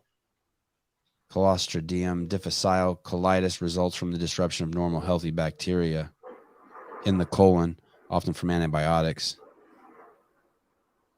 It can be transmitted from person to person by spores. It can cause severe damage to the colon and even be fatal. C. difficile. Symptoms include diarrhea, belly pain, fever. Treatment includes antibiotics. More antibiotics. It's okay. Here we go. Hi. Hi, honey. Did you call? Yeah, I'm live on the air. Oh, sorry. No, it's okay. I just wanted to tell you in case you were going to say anything inappropriate. Can you help me with the kids tonight? I have a show at 7 p.m. I had book club, but I Oh. can switch it. Okay. Well, I can. Maybe I can ask Jackson to do it. Let's talk later. Okay. All right, honey. Okay, I love you. I'll call you when the show's over. Okay. Bye. Bye. I'm going to be in so much trouble for that. You guys didn't sense it, but she is pissed. You just put her in a bind. I know. Hey, did I have a special voice for my mom or anything? Did I change? Maybe like you went up a little bit, went up an octave. Just barely. Hi, Mom. Hi, Mom. Hi, Avi. Yeah, like I was wondering if you could watch the Yeah. kids. I love you. I hate that when you guys see me talking to my family members in hindsight. I'm like, oh, I'm one of those people that's got like different characters for. Oh yeah, book club. You heard that? My mom does book club. What a fucking dork. That's why you guys can't call me a millennial or a boomer, or you guys can't call me a boomer. So what if I don't use Apple Pay? Fuck you. I don't go to book club.